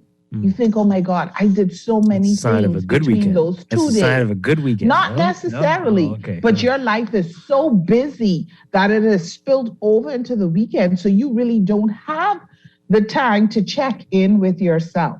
So I say 6 days a year. Wow. There are 12 months in the year. There are 12 months in the year. What is 6 days? That still leaves you with what, 299 more days? Vacation days. No, I understand. I mean, like I say, I hear, yes, things come up. I'm not going to work for you, Dwight. Clearly, I'm not going to work for you. I agree. You need to take a day. Listen, today is not the day. I have to, trust me, it's for everyone's best interest. Yep.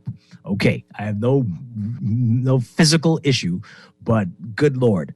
Yes, I get it. But do you? 6 set ones. Yes, I guess. Maybe it's tied, and you know what? Maybe it can be tied into your sick days, because companies allot sick days. Yeah. So maybe they can say, you know, of those sick days that you're allotted, whatever, you know, we allocate X amount of them towards a mental wellness day. That can be done. But whatever it is, it's certainly something that needs to be addressed, because like Dr. E said, it's important to invest in the mental well-being of your employees. We're not machines. We're not machines. I know the workplace isn't your psychologist or psychiatrist, but it is a place where you are spending a considerable amount of time. And if as an employer, you want me to function at my best, I think that, you know, that would be something. Because realistically, Dwight, there are some people that will never take it, even if they need it, right? Yes. There are some people that will never take it. And then there are some people who may abuse it. But there are other people, though, who genuinely need it. And when they decompress, they come back and they're great. Yeah. Well, we got to go to the news. Coming up in Morning Blend Business, we are going to be talking about local government, and the elections are coming up. In fact, today is nomination day. Scheduled to join us is the minister responsible for local government, Clay Sweeting. And also the COVID vaccination raffle is back and winding down. It's the final few days. So we've got a few prizes to give away in the final few days. You've yet to call my name. I just wanted to point that out. You still have a few chances. We're giving away 3 prizes today. 3 prizes as we are closing it out. So stay tuned for that. A lot more to come. In just a bit, we're going to break for the news and be right back. This is Morning Blend on Guardian Radio 96.9. It's a new day. Wake up. It's a new day. It's the start of the new way. You know that it's the start of the end of the old way. Wake up. This is Guardian Radio 96.9 FM, Nassau, Bahamas. The views and opinions of the hosts and guests are their own and do not necessarily reflect the position of the management and staff of Guardian Network. Wake up, it's a new day. Wake up, it's a new day.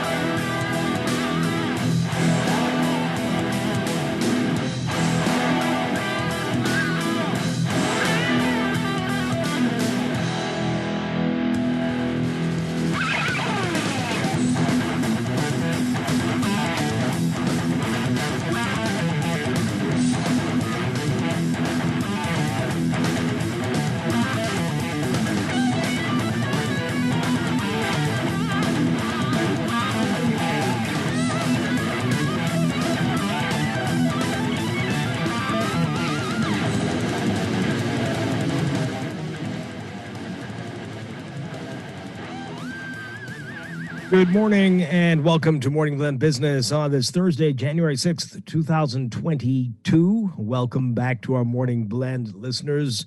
Once again, I'm Dwight Strachan and I'm joined by Laverne Gardner, who's going to be with us for a few minutes more. This morning, today, which is Local Government Nomination Day for the Family Islands and for Grand Bahama, we are very pleased to have with us the Minister responsible for local government, the Minister of Agriculture, Marine Resources, and Family Island Affairs, Clay Sweeting. Good morning, Minister Sweeting. Happy New Year. Great to have you with us. Good morning. Good morning, Dwight. Happy New Year to you. Thank you for having me. It is a pleasure. It is a pleasure. All right, so this is an exciting day for the Family Islands. Let's talk about it. What happens today for those of us who are poor New Providence people who don't know much about local government on the Family Islands and in Grand Bahama? But what is today all about, and what is the ultimate goal here? Tell us about that. Well, today is an exciting day for Family Island residents as well as Grand Bahama. They get to participate in nomination where persons nominate very similar to the general elections as candidates to serve their communities on the various local government boards and councils. So, so they started, they should be started by now nominating across the country. And they play a pivotal role in the direction they want their community to take. Minister Sweeting, good morning. I don't know if you are aware, or maybe the overall feeling for local government elections this year. I know in Grand Bahama, I've honestly only seen maybe about 2 posters and only in one constituency. Like I have not saw, I said I'm going to pay attention to see if there are other nominations, but I've only seen basically 2 people and they're in the same constituency, talking about it or putting themselves forward to run for local government. But I don't know. I think social media is a good temperament on in regards to nominations and things of that sort. I know I've seen in Grand Bahama alone, I've seen around 9 or 10 on social media. I know Eleuthera has a lot. I've seen some from Andres flyers on social media. I think for the most part, people, local government is, I think, over a year and a half election has passed to. With that being said, I'd like to thank the councillors that stayed on over their tenure. When some people, just want to make their contribution and exit. So I would like to thank those councillors that stayed on during the pandemic to offer their services for extra, year or so. But I mean, I've been getting a lot of phone calls. Seems like people are interested. I know for the most part, it seems that we've lost some interest in local government nationwide. And that's what we want to do as a government and as a ministry to revitalize local government throughout the Family Islands. Yeah. All right. So how many districts are we talking about today? I'm sure it's quite a bit. I see the paper from earlier in the week had quite a lot here, but how many in total? How many seats up for grabs or positions up for grabs? What can you tell us in that regard? Well, it's over 20 districts, 20 some districts. They are separate. Some districts, such as Central and South Luthra, would be second scheduled districts where you'd have boards in the communities and then elect a council for that that part of the constituency. But districts such as Spanish Wells or Harbor Island would just vote for their board. So you have different type districts throughout the country. Abaco is another example of the second scheduled districts where they create a board with different townships. Okay. All right. So explain it to us as simply as possible, because it can get complicated, I think, how it works and what generally local government does for the Family Islands and for Grand Bahama. Right. So basically today they'll have a number of candidates that nominate. When persons vote, they can vote up to the number of board members in that scheduled district. So if in, say, Harbor Island, you have 7 seats, 7 district members, you can vote up to 7 times, or you can vote for 3 members. However, it's up to the voter. And then once election has taken place and then they elect the council, then the council themselves choose a chief councilor and a deputy chief councilor. So the most votes doesn't guarantee you chief councilor in that district. Oh.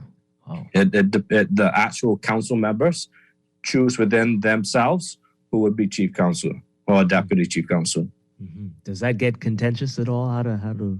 I'm sure it does, because at times you only have 7 people that's voting for a chief councilor.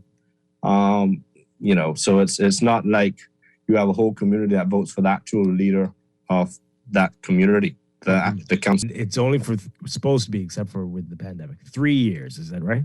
Correct. Yeah, 3 years. Yeah, we had to make an amendment because it's just a 3-year tenure. So we made an amendment to the legislation that would allow us to, because if we would have had election, say now, then the tenure would have only been a year and a half, roughly.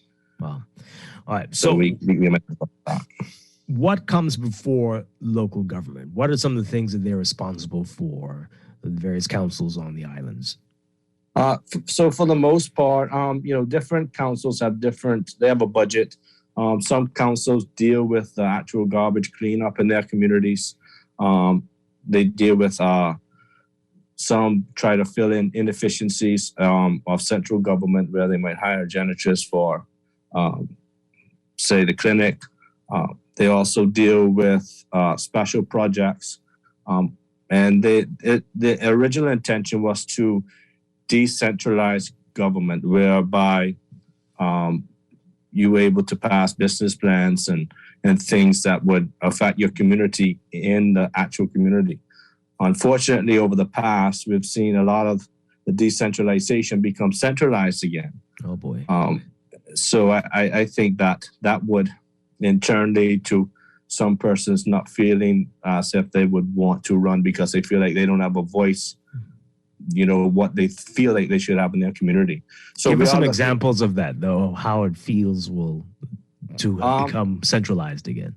For example, building plans, right? So in the past, you were able to pass house plans within your community, Ministry of Work, stamp off, and then you could approve from the actual council. 2 years ago, legislation changed with the DAP department, where now you have to send it into Nassau to get approval, which can take up to 3 to 4 months. And then it's sent back to, say, through Abaco. So, a lot of small things that persons in New Providence do not realize the challenges of Family Island residents and we got to find ways where we can help to eliminate a lot of the red tape for small issues like that. So, are you going to work on that? Is that what you're pledging to do? Well, I'm working along with all ministries to decentralize a lot of the stuff and to streamline a lot of processes. I mean, that was only one example. Another thing would be road traffic with simple things such as driver's license. Some islands have to actually get their driver's license sent from Nassau. So they apply, they renew at the administrative office in the Family Islands, and then they wait until Nassau ships the license to that specific island. So we are looking at working along with ministries as a part of our mandate that the Prime Minister has given my ministry, is to find inefficiencies in all departments in the Family Islands and find ways where we can work along with other ministers to streamline these processes. So along the lines of what Laverne was asking, she had to leave. She had a prior commitment. But so do you think, hearing this and knowing that the Davis administration has pledged to look at some of these inefficiencies, do you think that will today bring renewed interest to local government in the Family Islands, and that people will say, well, maybe this is the Well, I would hope so. I've been very vocal in the past few months about how we're looking at decentralizing a lot of government services, and from my view, I've seen a lot of young women, a lot of young people, business people that's offered themselves. I hope they want to be a part of this change. I'm a young minister myself, and I'm excited of what we can accomplish together. No person could create change himself, but once they have a team and they have a country behind them that supports them and wants to create the change and vision that they share, I'm sure it could be accomplished. But from what I've seen, it seems like a lot of younger persons are offering themselves in the Family Islands, and I'm excited to work along with them. Yeah. You mentioned the budget. Tell us more about that, how that works. And is it going to be different for the communities based on size, or how much they contribute to the treasury? How does that work exactly? No, for the most part, it is allocated according to size and community development, I guess, and also on how much that, not how much they contribute to the actual fiscal economy, but how much development is there in the island. For example, Harbour Island's budget is larger than Spanish Wells, not because of the size of the community, but because of the development that is happening and more that they have to take care of. Okay. Can you give us any idea of what budgets look like generally? And generally, off the top of my head, I think Harbour Island is 400 and give or take 460,000 a year. I think Spanish a year to run the affairs of the island. But what a lot of these local governments do is where they find efficiencies in central government, they end up using their budget to try to fill some of these gaps. And then, their budget is exhausted. So we're looking at finding ways, we're not finding ways, but we're looking at increasing the budget for local government districts over our tenure. Are these local governments empowered at all? Are they able at all to raise any of their own money, their own taxes? Currently, no. We're also committed to finding ways to efficiently do that. But currently, local governments cannot raise funds on their own. They're strictly policed by the budget that's allocated to them from central government. Yeah. Wow. Okay. So they couldn't take it upon themselves to charge for parking at the airport. No, they can't do that. But I'm sure some of them would love that. Yeah. Well, I mean, they do a good job, and for the most part, they do what they can with the money that's allocated to them. A lot of the budgets have remained the same for many years, even with the prices and of everything going up. Their budgets have remained the same for some time now. Now, I know that this is an issue all over the country. People on the family assets, especially, saying that perhaps real property tax, they should get some of that back and use that money to help build their communities. What's your view on that? Well, for the most part, family islands don't pay real property tax for the most part. Not what I'm aware of. Mm-hmm. So I don't think they'll be able to get back anything that isn't paid. Or the islands with the second home owners who might be able to. Oh, you're talking about second homeowners, yeah. Mm-hmm. Well, my thing is that once we look at each island and we've committed to increasing the budget in all family island districts. So hopefully once we do that, then they'll be able to function in a more seamless way. Probably not as much as what they'd hope for, but once we've find ways to hopefully give them revenue raising powers with a little increased budget, then they're able to, function more properly. Yeah.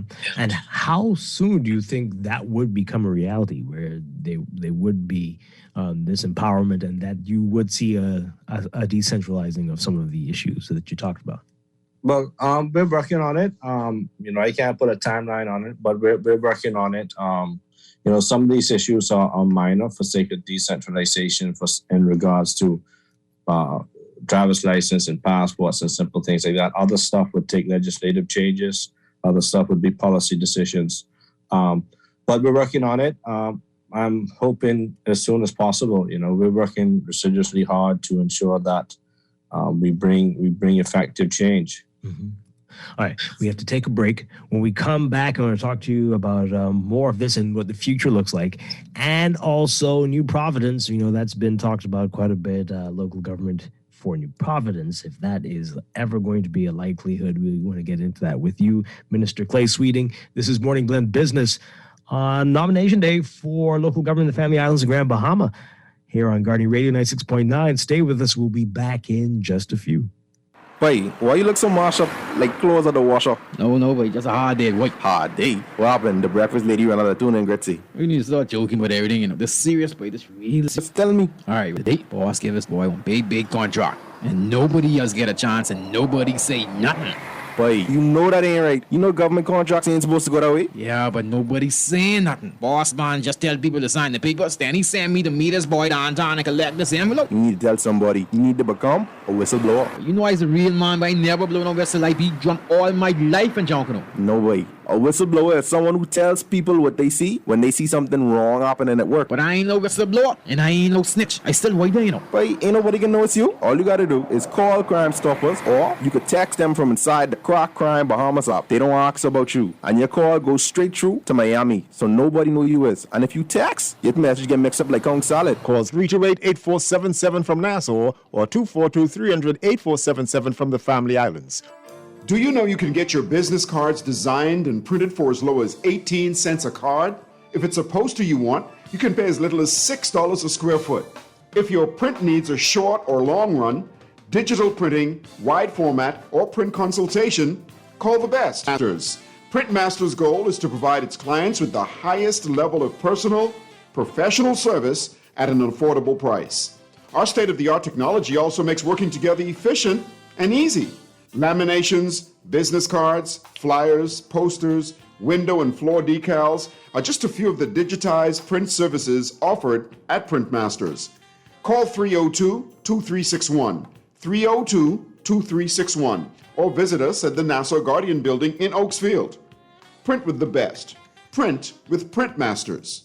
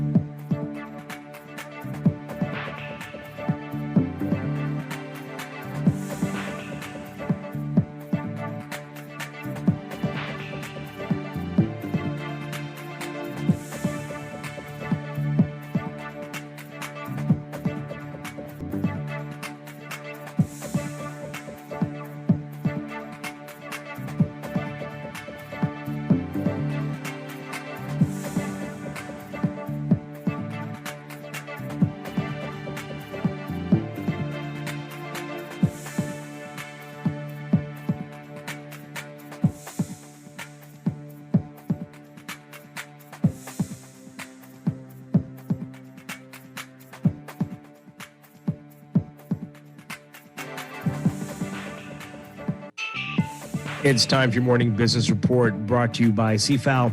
Despite the recent revision of the Centers for Disease Control and Prevention travel advisory on the Bahamas, Deputy Prime Minister and Minister of Tourism, Aviation and Investments Chester Cooper says that he remains satisfied that current mitigation protocols create the right balance to protect the country's residents and guests.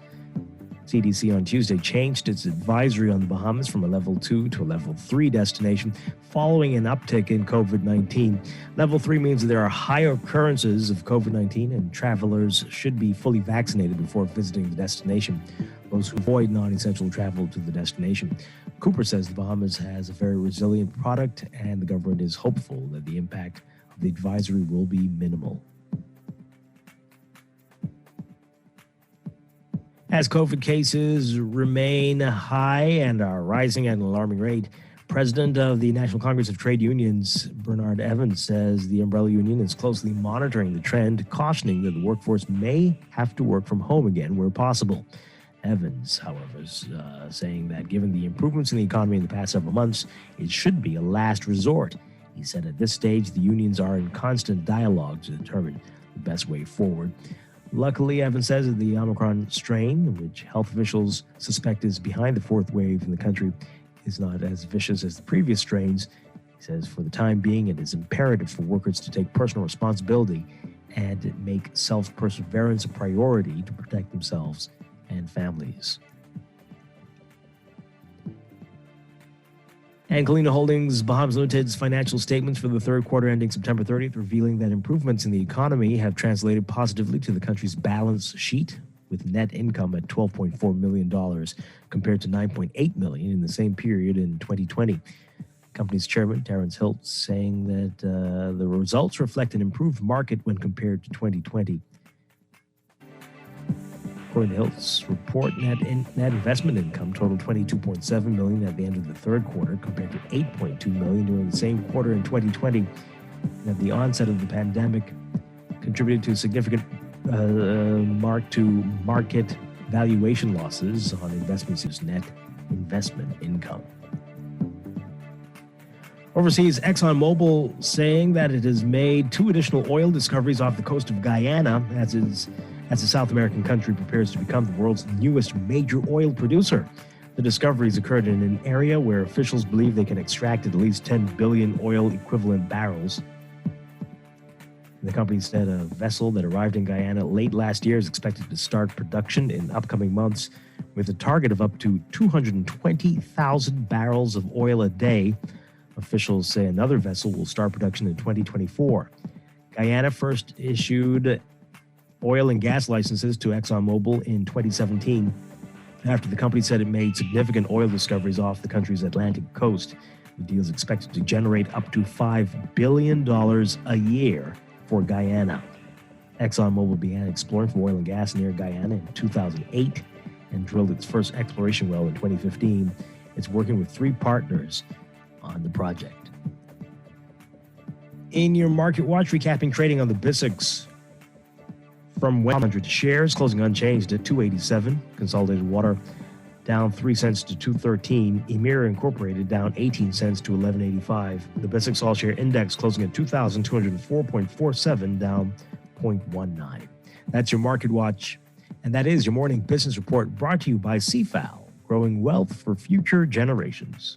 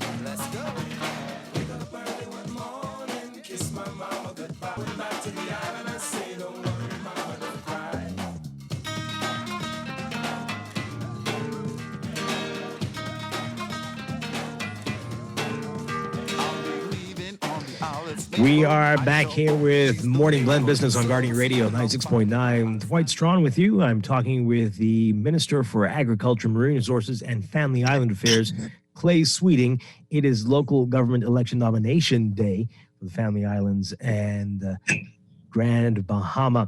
And we're very pleased to have you with us, of course. Hi. So you mentioned some of these things before, but for New Providence folks, you know, in their own giant bubbles there, some of the things that they don't understand or don't get about what happens in the Family Islands and how things run. Let's talk some more about that and why this is so important, local government on the Family Islands and in Grand Bahama. You there?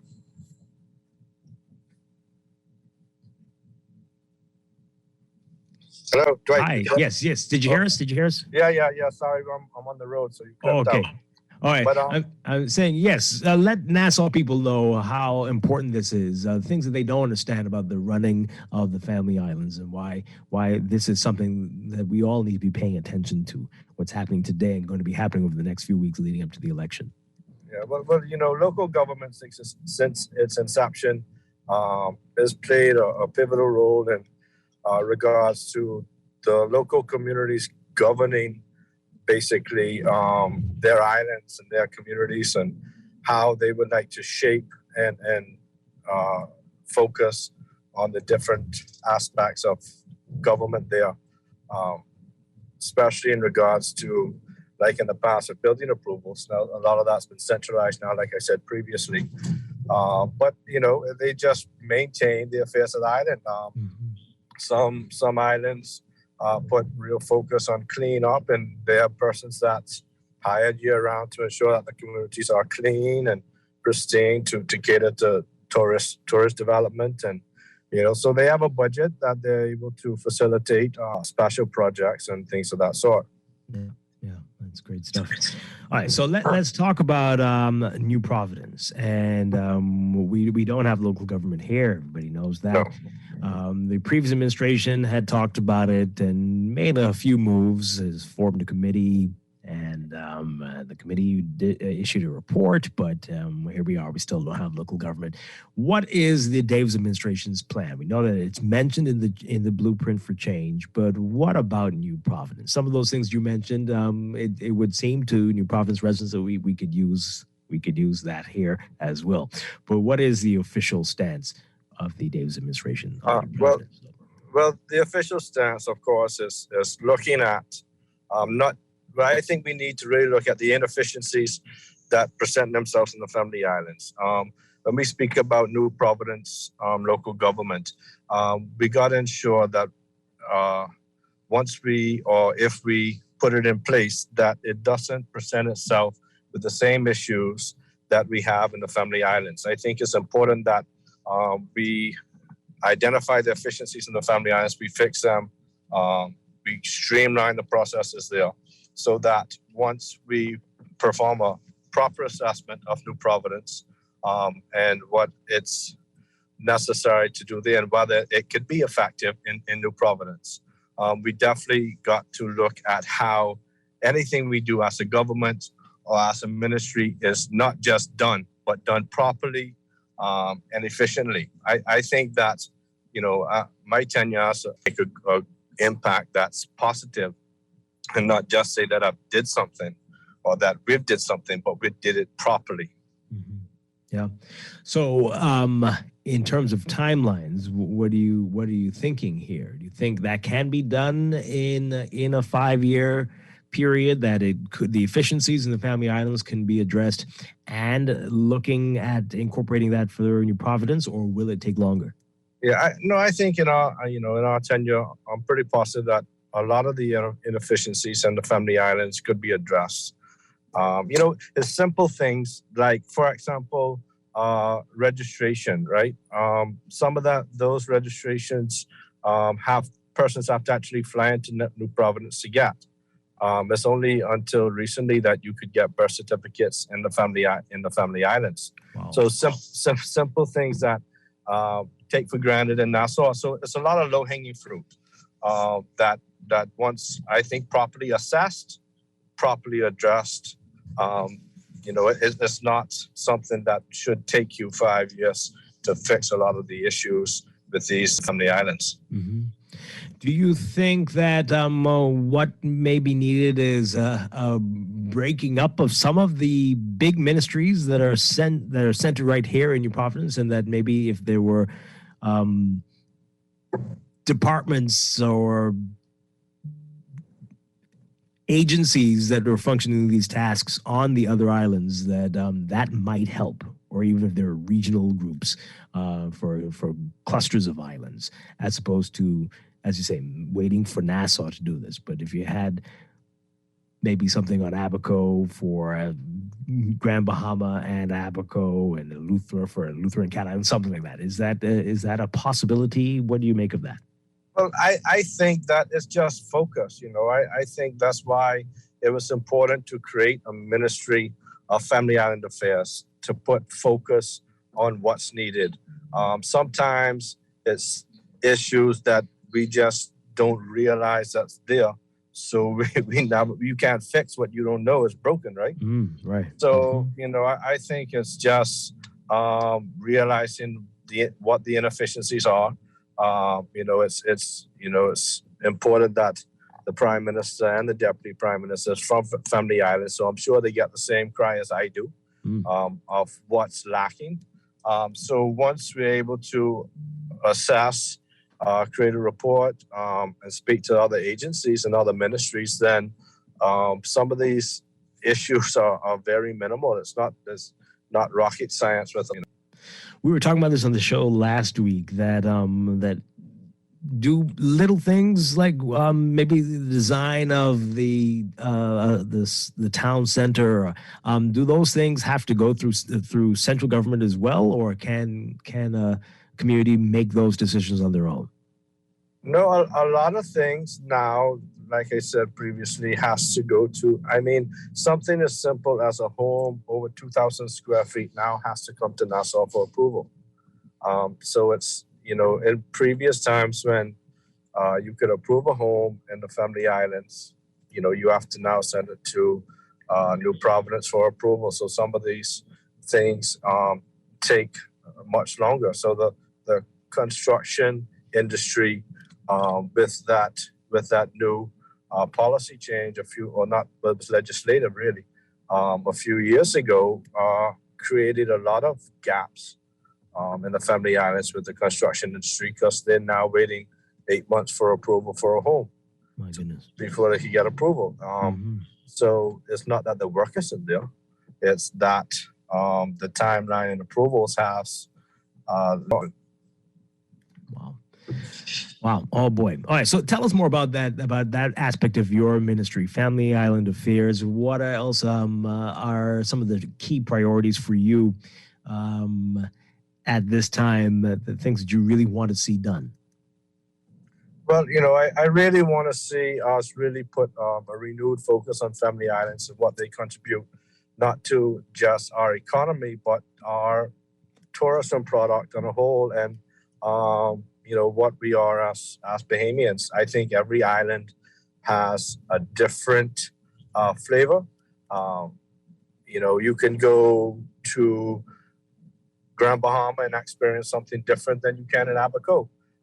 So once we encapsulate that and find ways to just show persons across the world that we're not just a Nassau-centric country, that is other parts of this country that you can visit. And I think that's one part of the pandemic that is proven that persons have started to venture out to the Family Islands, and they really love it and enjoy it.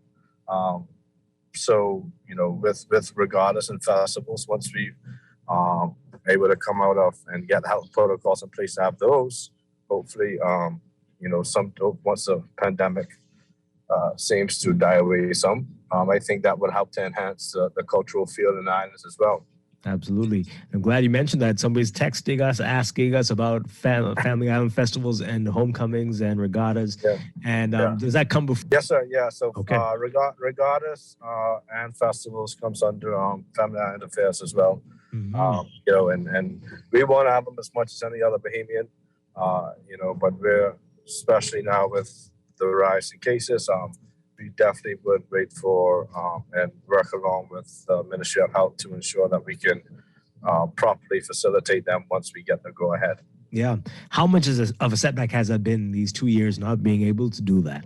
I can imagine it's been detrimental, eh? Yeah. I mean, the family islands really look forward to that because of the domestic tourism plus the international tourism aspect of it.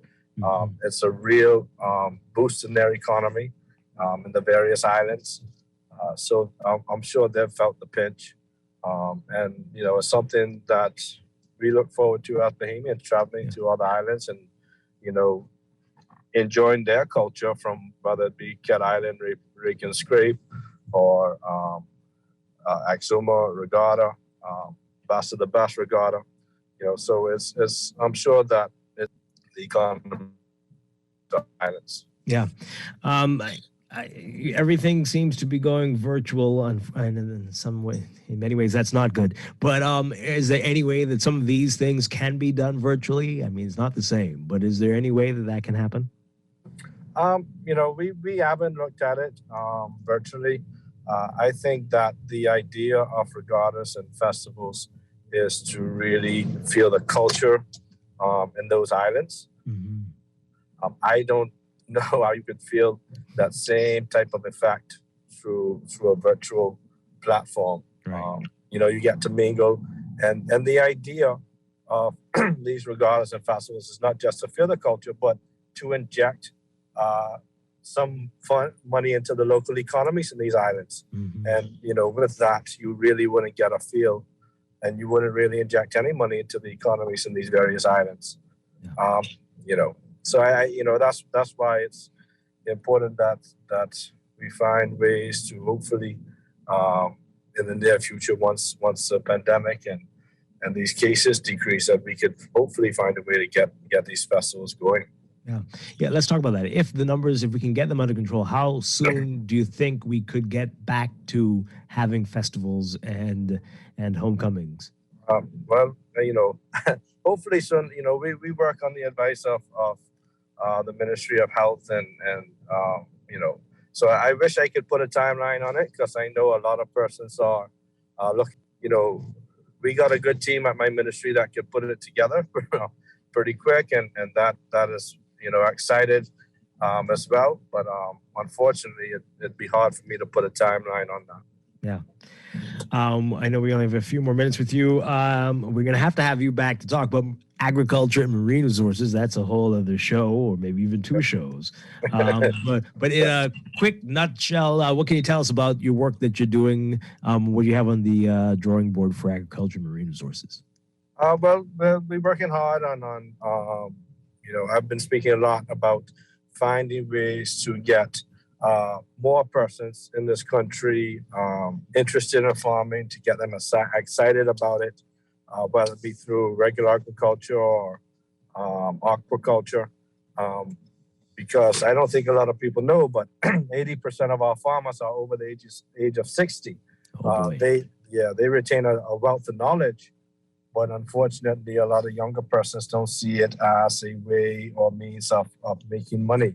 So we're putting together a plan to do that, and I got a good team that get young persons involved through technology and innovation, and streamline all the process to show young persons, women, anybody that's interested, that you could make a living out of farming, and not just something that to till the soil, but something that can actually be viable as an industry. All right. Wow. Very exciting. Again, we look forward to having a discussion about that with you soon. All right. So finally, for those who are thinking about nominating today, what advice would you give them, Minister Sweeting? What are you hoping and for the election? And give us the date on the election again. January 27th. All right, so it's coming up quickly. Yep. Yeah. So the thing is that I just want people that really have country at heart. We have a lot of vibrant Bahamians, a lot of talented Bahamians that can serve their country. And today is the day to nominate, to serve your community, to serve your island, to serve your country. I'm excited about what I've seen through social media about persons that are vying for office. So today is the day. I'm looking forward to working with. All right, wonderful stuff, Clay Sweeting. Thank you very much. First time talking with you. It is a pleasure. But yeah, just before you go, I just want to make sure that they follow us on social media and Twitter. Working real hard to ensure that that people are up to date. We are revitalizing the ministry, so just wanted to put that plug in there. Okay, wonderful stuff. Not a problem at all. Hopefully we get to talk again very soon. Thank you very much, Clay Sweeting. Great talking with you this morning. Thank you. All right. All right, Dwight. All right. And we're going to take a break and be back with more. Again, good luck to everybody who's nominating today. And we will keep you posted on the local government elections set for January 27th. Stay with us. We're back. We've got the COVID vaccination raffle drawing. 3 prizes we're giving away today and more in our final few minutes. This is Morning Glen Business on Guardian Radio 96.9. Stay with us. Let's go. Wake up early one morning, kiss my mama goodbye. There's nothing like the roar of the crowd. There's nothing like seeing that unbelievable catch and touchdown, especially when it's the Super Bowl. That's right, Bud Light fans. Get ready to get back to the stadium with Bud Light. Purchase a 6-pack of Bud Light. We'll give you an enter-to-win card for a chance to win an all-expecting Super Bowl. You have until January 15th to enter at any Jimmy's Wines and Spirits and select official Bud Light retailers. See you back in the stadium, only with Bud Light.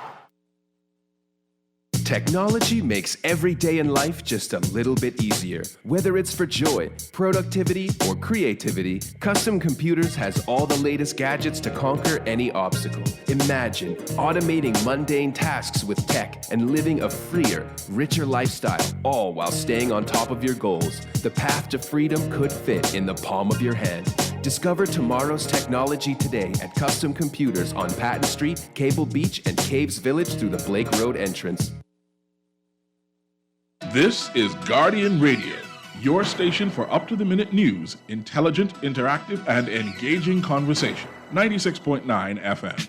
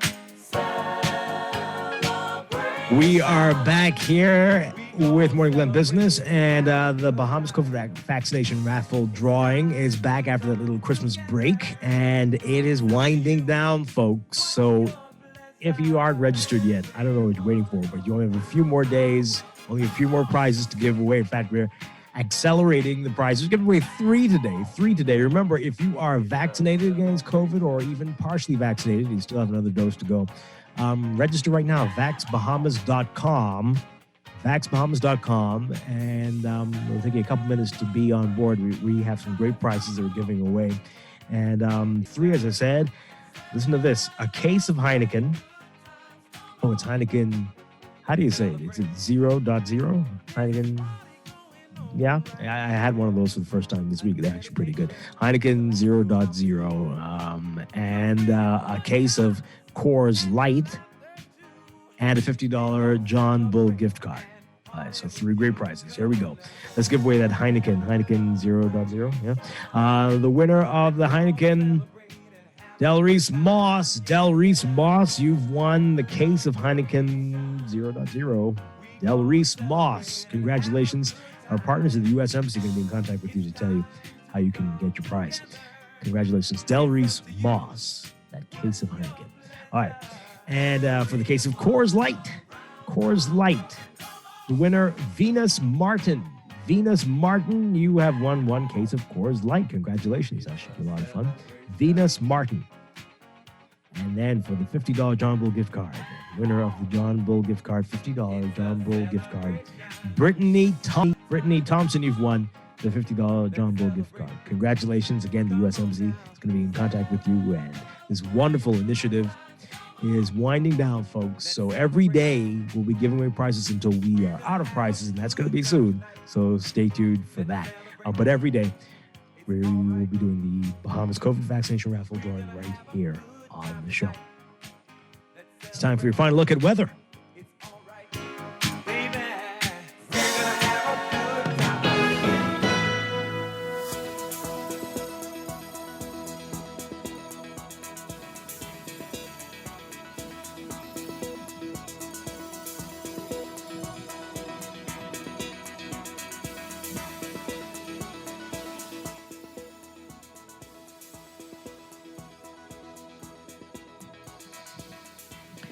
And now it's time for your final look at weather for today. Here's what's happening. We've got a weak high-pressure ridge across the northwest Bahamas that's going to shift eastwards ahead of an approaching cold front that's expected to enter the extreme northwest Bahamas later today.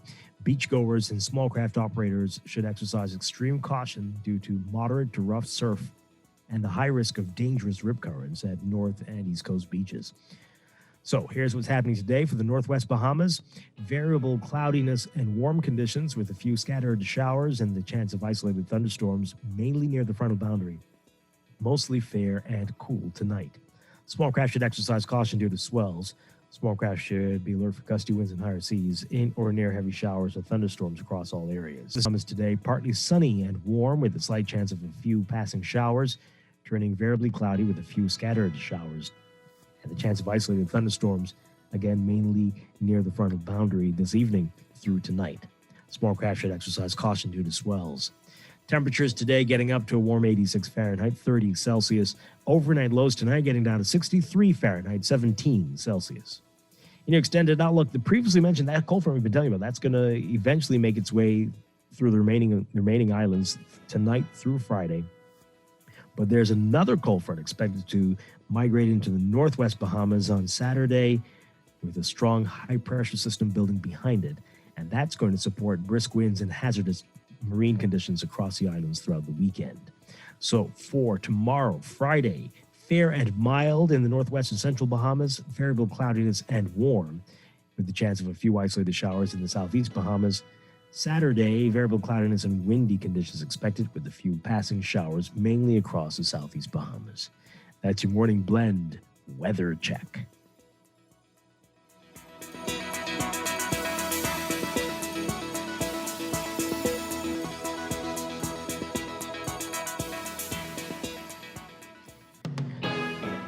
And that is going to do it for us today for Morning Blend Business and for Morning Blend. Thank you to Laverne Gardner, who was here with us for most of the show. And I'll be back tomorrow morning with more Morning Blend and Morning Blend Business. Thank you all for tuning in, for being with us. Stay tuned for On the Clock with Aaron Green coming up next right here on Guardian Radio 96.9.